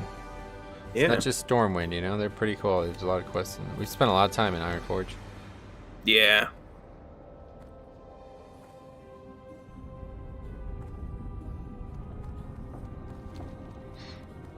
And it's definitely one of the true bright spots of Classic is how well the cities are all kind of, how much value they have. You can really tell even just looking at them that they took a lot of care and time with them. Yeah. I mean, that's not untrue about modern WoW either, though. Like, they put a lot of time into making the city, but there's no, like, nothing even remarkably similar. I mean, actually, Dazara Lore was kind of similar, where they actually had quests in the city, like, quests that took place within the city limits, which was good. But really, outside of that, I've never seen that in any of the major cities. Ah, Karnak sent you, did he? I expected to hear from him soon. I've discovered such wonderful things about Ajara. I know night elves have incredible lifespans, but everyone forgets some of the more unfortunate events in their lives sometimes. That's not meant as criticism, it's just an observation. Long ago, there were cities created by the elves filled with knowledge about magic and other lost arts. Being a student of such things, I started my investigation. What I found was quite thrilling. Magic was once as revered as Elune herself to some elves. Some of their most powerful mages created runes and tablets citing rules of the arcane and insights into their findings. They would leave these for all to ponder in public places. I would very much like rubbings of these runes from the runes of Eldorath. I have a kit for you to make the rubbings with, but it would be up for you to find them. Be careful though, the Explorers League isn't the only one interested in Eldorath. Safe travels. Oh, Gidwin, wait a minute. There's one more thing. Come back. I've never left. What can I do for you? I want the rubbings delivered to my tower, but there's no need to have you go all the way there. I'll just have them airlifted out of Ajara. Ziggs Fuselight owes me a favor or two and will be in the area soon. He's signed on to patrol the coast. Speak to him before you leave. He can give you a flare gun to signal him with. When you have the rubbings, just head to whatever he tells you, wherever he tells you, and then give them to him so he can get them to my tower safely. He should be in the hangar in the military ward. Wow, that's crazy. Off with you. Alright. Now it wants us to set our hearth. Hey. Dang it. Alright. Yeah, I went downstairs instead of out. Okay. Not a problem. Icaro says, nice game, bro. What a big font. Hee hee. Well, I'm glad you're enjoying it. I'm old. I require a larger font.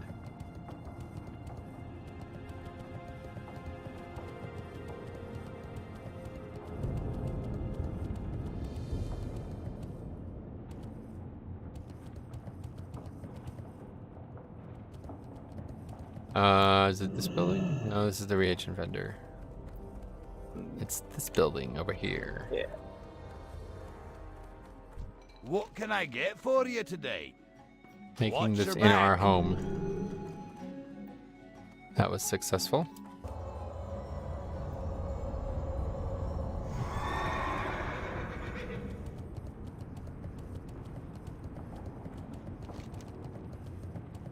Is our hearth up? Yeah, okay, good. We might be able to get a little bit more done today then. Okay.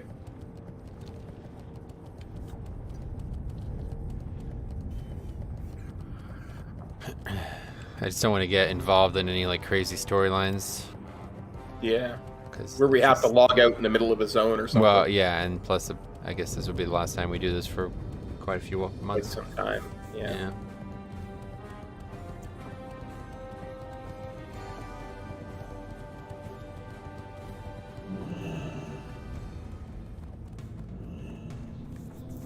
And before Blizzard delays the patch by a month. Yeah, that would be very strange of them to How do are that. ya? Less than 4 days away. What can I do for you, Gidwin? Kinda busy at the moment preparing my ship for a long trip. I just came over to see some of the tank pilots. I need some Wendigo mains to line my cockpit, and they usually have extra. I can give you a minute if you're brief. One of the boys just took off to Steel Grill's depot to see if the pilots down there have extra mains for me. Ah, so Timor sent you? Huh. Yeah, I owe him a favor too. What's that? Why, that little devil. Yeah, I could help him out with that. So he'll need a flare gun and a location. Easy enough. There's a small island off the southern peninsula of Ajara that we've made a landing pad on. You take this flare gun and use it there. I'll see your signal and come by to pick up this. Whatever it is he wants. See you soon. Hi. Here's my standard issue flare gun, and be patient after you fire off the gun. There are only a couple charges in one of these, and it might take me a minute to get to you, depending on how far out to sea I am. Just look out for the sea, just look out to the sea after you fire off that flare. Alright, Safe travels. fly to Lochmadon.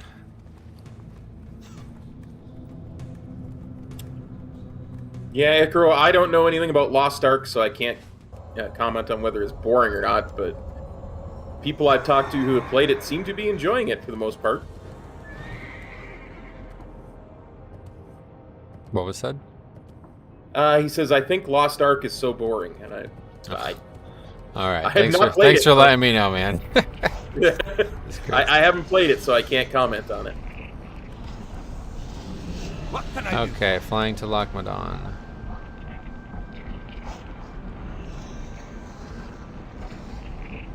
Safe travels.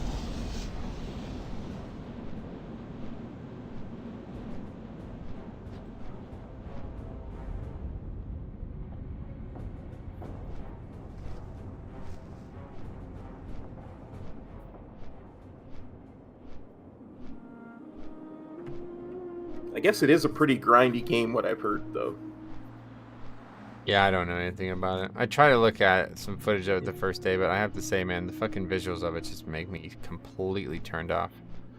Like I Yeah. have no, so games that look like that, I just can't get involved in. Yeah, for sure, for sure. It's the top-down style. You know what I mean? Like, it's very Diablo-esque in that way. Oh, is it? I didn't even notice that part. Yeah. People are saying it's like a combination of Final Fantasy XIV, WoW, and Diablo in its style. In the gameplay, yeah. Okay. Yeah.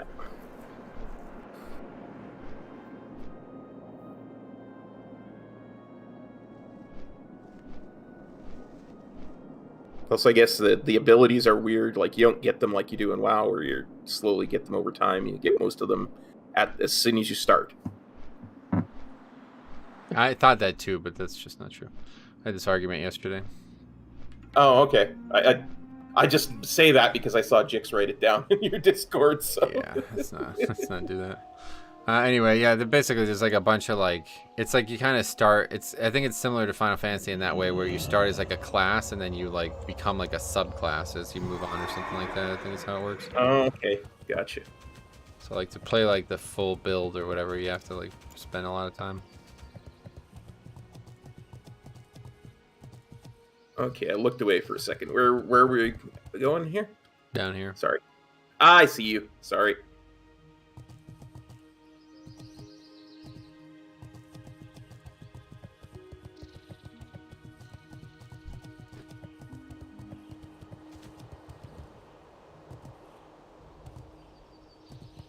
Rubens agrees that weeby games are weird. Well, that's not even what I would say about this. Well, the thing about that game's graphic style is like it's like has this very weird like proportional estimation of what a white male should look like. I think that's the only way I could put it. It sounds really strange, probably, but they make these like character, and it's always fucking Asian games. It's like they're like idolize like a Western male or something. Like it's very strange, but they make these characters look like fucking gods. Like they're just like chiseled out of fucking stone, and they're like massive and they're tall and their arms and shoulders are gigantic and shit. It's like that's just so unappealing to me, man. It just doesn't look like a real person. I can't play a human being who looks like that. It's just so strange. Sure. Oh yeah, so what is See this ya proof of soon. deed? Does it have a component that we could read? Oh, it does. This proof of deed is to verify that Gidwin slew Margol the Rager, Scourge of the Searing Gorge. The Ironforge Museum recognizes this achievement and thanks the bearer for their generous contribution. Great. Welcome. Okay. I don't believe it. I don't know how someone as weak as you overcame Margul, but a deal is a deal. Here's the key. If anything happens to you after this, it will be your own fault. Keep your feet on the ground. You have a lot of experience. So you're saying that that's actually the, that quest is in live WoW? Is that what you're saying? No, not at all. No. That's open in live WoW. No. Okay, hold on. Let's retrace our steps here. Before you said you remembered killing this monster because you remember doing a quest where the character didn't believe that you killed it. Yes. Yeah. But that character is like not there. It's a different It's character. actually- Okay. It's in Searing Gorge. Nice. That character is in Searing Gorge in That live makes WoW. sense, yeah. Okay, well, I guess that's it. Next is go to Western Plaguelands, which is where I want to eventually start the next time we get together. Sounds good. Let's go to an inn and log off. I'm very excited about doing Western Plaguelands, so As am I. I think it's probably best to just hearth though, so I'm just gonna go ahead and vendor. Ooh, Wait, good idea. Wait, why haven't we not turned in? Does it not want us to do that yet? I assumed it wanted us to take these things out of the bag because it wanted us to turn in all the quests in Hinterland. I'd say let's just go do that because I don't have to go right yet, but I don't really want to do that again. Like now that we are at this level, I don't plan on following this guide anymore. So let's just go turn all those quests in since we. Here they are. Wait. No, they don't even get turned in Hinterlands, with do you. they? Oh, they get turned in fucking Teneris probably, I think. Wait, I don't even know.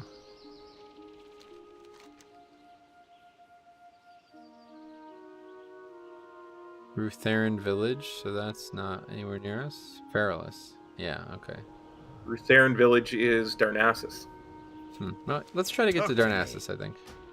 Okay, so Menethil Harbor. Stormwind, Menethil Harbor, yeah.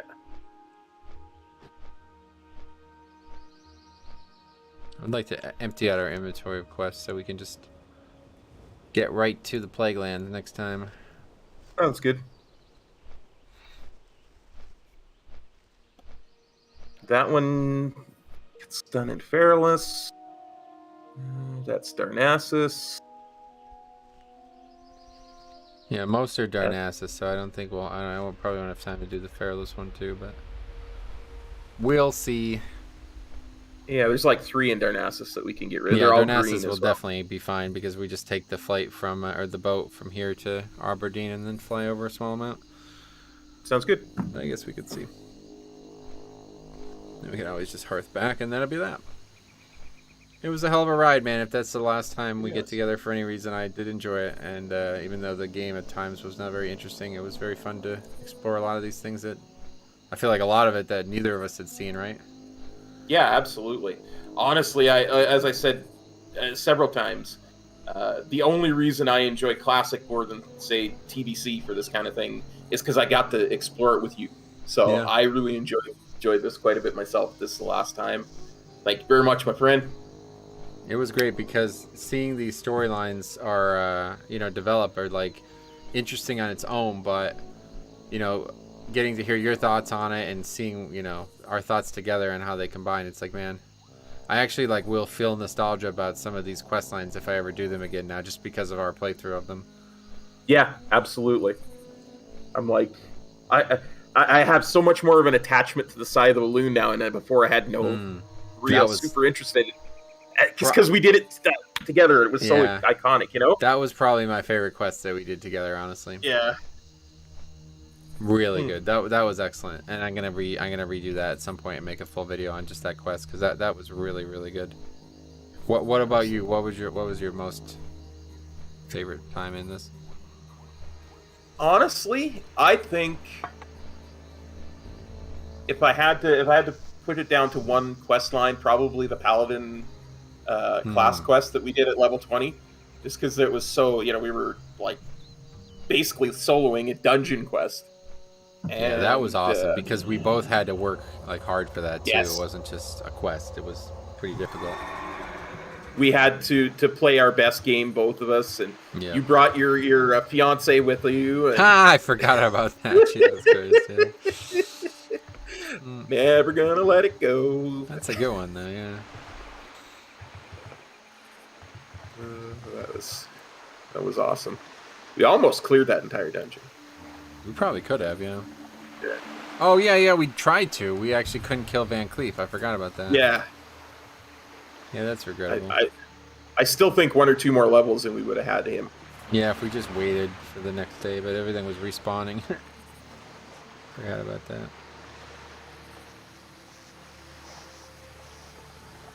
Yeah, I'm never gonna look at leveling through vanilla the same way again, because I always looked at leveling.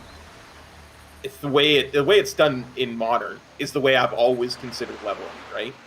Mm-hmm. Is okay. I'm going to do this zone now. Yeah. Okay. Well, I've run out of quests I can do. I'm going to go do the equivalent level zone on the other continent now. Oh, I see what you mean. Yeah, you mean like after following this guide, it really changed the way you looked at things, huh? Yeah, it really does, because now my mind is expanded and I'm trying to think, okay, I know that there are quests that I can do all over Hex Half Acre that would be a better use of my time than just trying to, okay, let's see how badly I can brute force this quest in Red Ridge. Dude, this guide was fun, honestly. I wanted to do like a whole leveling, like just level nothing with the guide, nothing but the guide, but just ended up running out of time with all this stuff. I honestly thought we would have been done much sooner than this, real time wise. But our characters have traveled quickly through it. It's only 3 days played and we're 52. That's quite good. But yeah, it just took more hours, more sessions than I expected. Yeah, even with me logging on to do some cooking off stream, I'm still only 4 days, 0 hours, 25 minutes total. So, yeah, pretty good. Wait, what'd you say? How many extra? 4 days, 0 hours, 25 minutes, 6 seconds. Oh wow, so you played 5 more hours than me. That's interesting. Yeah, just cooking in Stormwind. That's all I've done besides what we've done on stream. Right.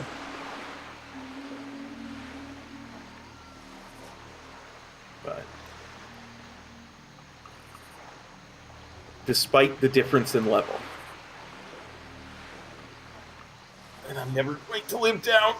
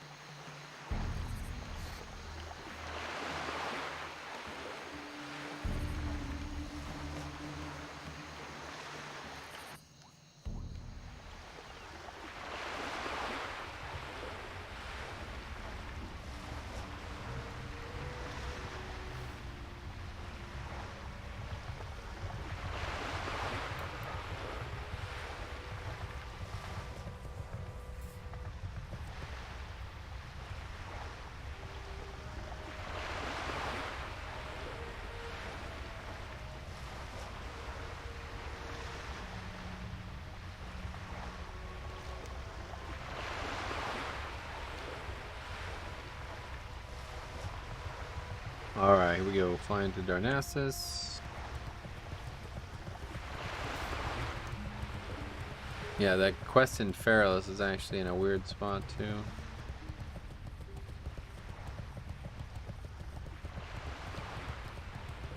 Not to mention, it's like a 12-minute flight path. It's I remember relatively that. long, yeah. It's pretty much the same flight path we took for the first, 40 minutes of that one stream. Oh, no. You didn't take a flight path. We ran there. Yeah, that's true. Flight path is obviously much faster than that. Ishnu Allah. Del Nadrith. I don't actually know where these get turned in, but I'm pretty sure it's just in... Yeah, one's... Maybe two. Yeah, two in Rutheran Village and then one in actual Darnassus. Nice.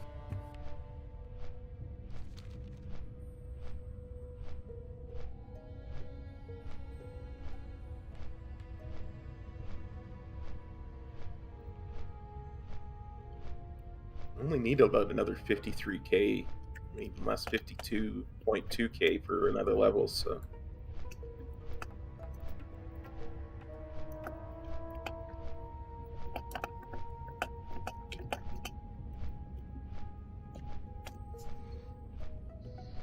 Should get me fairly close. Yeah, I'm probably going to be just under halfway through this level, which is ideal, I think. I was thinking 52 at the start of Plaguelands would be perfect for us. Nice. I've done it in like 49 before, so I'd imagine 52 is perfect. We can do all of it in one sitting, kind of like we did with like Redridge and stuff. We didn't have to constantly go in between those zones. Just need a little bit of a cushion to start it so you don't end up behind.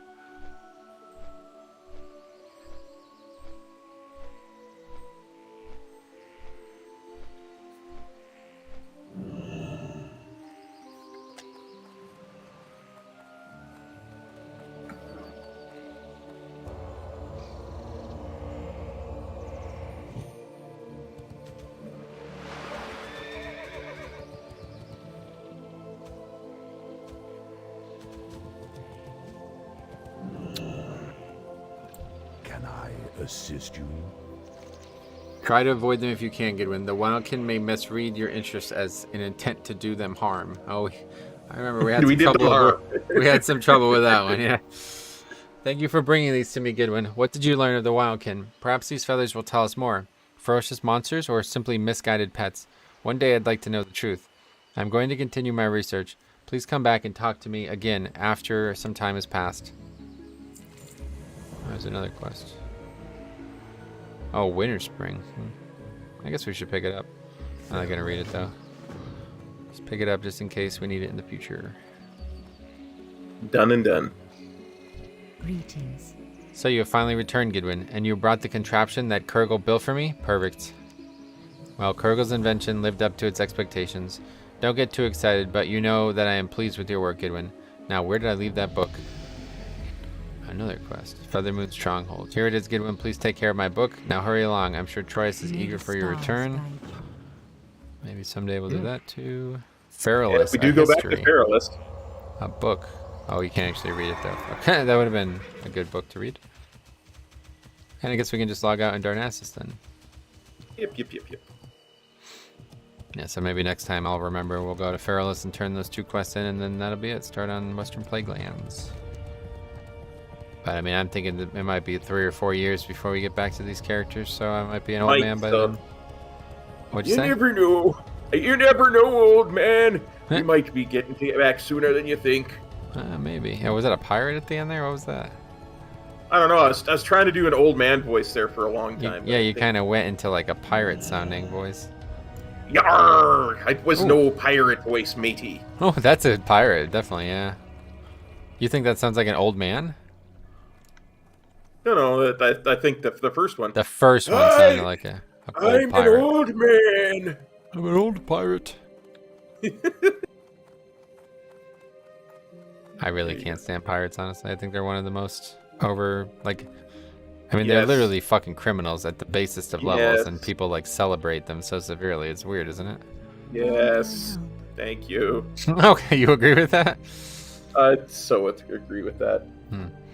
It would seem that the Silithid's intent, nay, reason for being, is to devour everything in their path that is not of their ecology. Their focus is singular, and it is for this reason that they are a grave threat to all life on Azeroth. What we've seen today is but the first stages. I suspect that their strength comes from deeper in Kalimdor. On Goro Crater, go to Gadgetzan in Teneris Desert and speak to Alchemist Petzelzug. Tell him of my theory. He will surely aid us in fighting the Silithid. Good luck, friend. What brings you here? Peace and... Oh, that was a different quest. Why did I not get experience? Peace and tranquility will be on you, stranger. Why have you sought me out this day? This report. We Night Elves know of the terror mentioned here. Fizzledowser was wise to send this to you, and you to me. These creatures will consume the Tenaris Desert rapidly. They are nothing short of one of the greatest menaces we will all ever face. Familiarize yourself with this name, Gidwin. Silithid. The insects mentioned here are the Silithid, and they are the tools of one of the greatest threats that both the Horde and Alliance face. If only we were smart enough to see that before. Goddess watch over you. That gave a good amount. 11.4k. Well, that is officially it. Absolutely. So, any closing statements? It has been my honor, Gidwin, to fight by your side, and hopefully we can do it again sometime. Yeah, we definitely will. I'm actually really looking forward to the Plaguelands, and that's why I don't want to do it again for a while, because I don't want to rush it, and don't want to feel like I'm not getting the footage and stuff I need, because this zone is honestly one of my favorite zones ever. The Plaguelands and the storyline between like Tyrion and the Scarlet stuff in those two zones, fucking the best stuff in the classics. So I'm really looking forward to. I actually replayed it in TBC. That's how much I like it. Instead of taking the characters of the Burning Crusade, I took them back at 60 back to Western and Eastern Plaguelands. So that's how much I like these zones, and I cannot wait to do that again. So that'll be in the future. I mean, the playlist is here, so maybe you're in the future watching this somehow. Check it out. It's probably there. But for now, it'll probably be a few months before we get back to this. Between the patch and then golf, we'll have to find some time for it when we're both around. So Sounds good, buddy. anyway, thanks for watching, guys, and we'll see you in the next one.